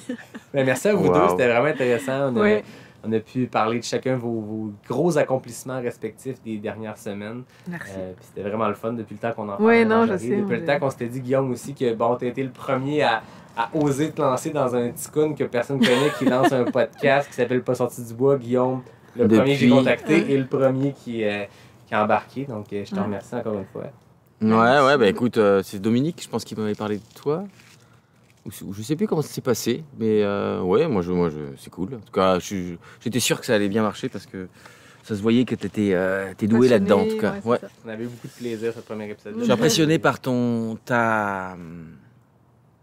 Je pense que ça doit te demander énormément de travail, de temps. Puis au début, quand tu parlais, tu fais un épisode par semaine, je me suis dit, ouais, mais ça marche pas. Par semaine, je me suis dit la même chose. Ça marchera pas, là, c'est trop de travail. Mais moi, je sais juste. Tu sais, moi, je m'occupe des payes au resto. Et les payes, il nous faut 15 jours déjà, c'est trop de travail. Là, je me dis, là, il faut qu'il trouve un invité. Il faut qu'il change, qu'il trouve des questions, qu'il se renseigne sur l'invité, qu'il prenne le temps de l'interviewer, qu'il fasse son traitement. J'y connais rien, mais. Je me dis, punaise, mais hein. Et puis là, je vois que ça c'est fou, hein. L'engouement, franchement, je te félicite là-dessus. Ça me permet des belles rencontres. C'est pas, je dirais pas que c'est du travail, c'est du temps, c'est un plaisir, c'est un hobby, c'est un passe-temps. Moi, c'est mon plaisir de trouver des invités. Puis, tu sais, pour vrai, je l'ai vraiment facile parce que, tu sais, nécessairement, ça fait boule de neige, ce truc-là. Fait que tu fais un épisode, puis là, tu fermes le micro, puis là, l'invité te dit « Hey, tu devrais parler à un tel, puis un tel. » Tu sais, Jean Fortier m'a sorti une liste de 10 noms. Ça a parti, puis ça fait boule de neige. Puis là, les gens m'écrivent « Hey, moi, je connais un tel. » Tu sais, ça se fait assez facilement, puis c'est juste le fun de côtoyer la communauté, puis d'être aussi réactif sur ce qui se passe. Ça se fait facilement, parce que t'aimes ça. Ben voilà, exact. C'est une question de Donc, on va te féliciter pour ça. Parce que t'as réussi à faire ce que tu avais envie de faire. Écoute, la rigueur, hein, c'est ça qui est utilisé de Marjorie. Je pense que ça prend ça aussi. Ça prend ça pour se lever tous les matins, aller courir toutes les rues de Québec. À un autre niveau, ça prend peut-être un peu ça pour continuer, mais c'est facile quand je reçois des invités. Et comme ça, c'est le fun. Moi, là, autour du feu, c'est encore plus trippant parce que là, on est en vrai. Exact. On est plus par Zoom. Il a fini sa disqueuse, le voisin, c'est magnifique. Ben oui, exact. Hein, parce c'est que formidable. Je sais pas si vous l'avez entendu en début d'épisode, mais il y a des gros travaux qui se faisaient dans la rue. Oui, ouf. Écoute, on avait la scie à chaîne, on avait le buffer. Avant que tu arrives, il y a la musique là-bas aussi. Là. J'ai eu peur. Ben, c'est ça qui fait partie du charme. Des enregistrements. D'avoir le bruit de fond de Limoilou. Oui. Ben, merci à vous deux, c'était vraiment le fun. Merci Yannick. Ouais, merci à toi. Comme d'habitude, je remercie David Hébert qui signe le design graphique du podcast. Je remercie Fred Desroches qui signe le thème musical. Je remercie la gang de NAC qui est toujours fidèle au poste après 47 épisodes. Et je remercie tout le monde qui nous écoute semaine après semaine, qui mettent des likes sur les publications sur les médias sociaux, qui vont écouter l'épisode sur Apple Podcasts ou sur Spotify, qui s'abonnent au podcast, qui me donnent du feedback. Moi, j'adore avoir des commentaires positifs, constructifs. Je suis ouvert à tout. Ça me permet de progresser. Et je remercie tout le monde qui est au rendez-vous. Puis je termine en vous remerciant vous deux de m'avoir accueilli ici, d'avoir partagé vos histoires des 18 derniers mois. Exact. Merci. Merci à tout le monde. Je vous dis à la semaine prochaine pour un prochain épisode de Pas sorti du bois, le podcast 100% trail.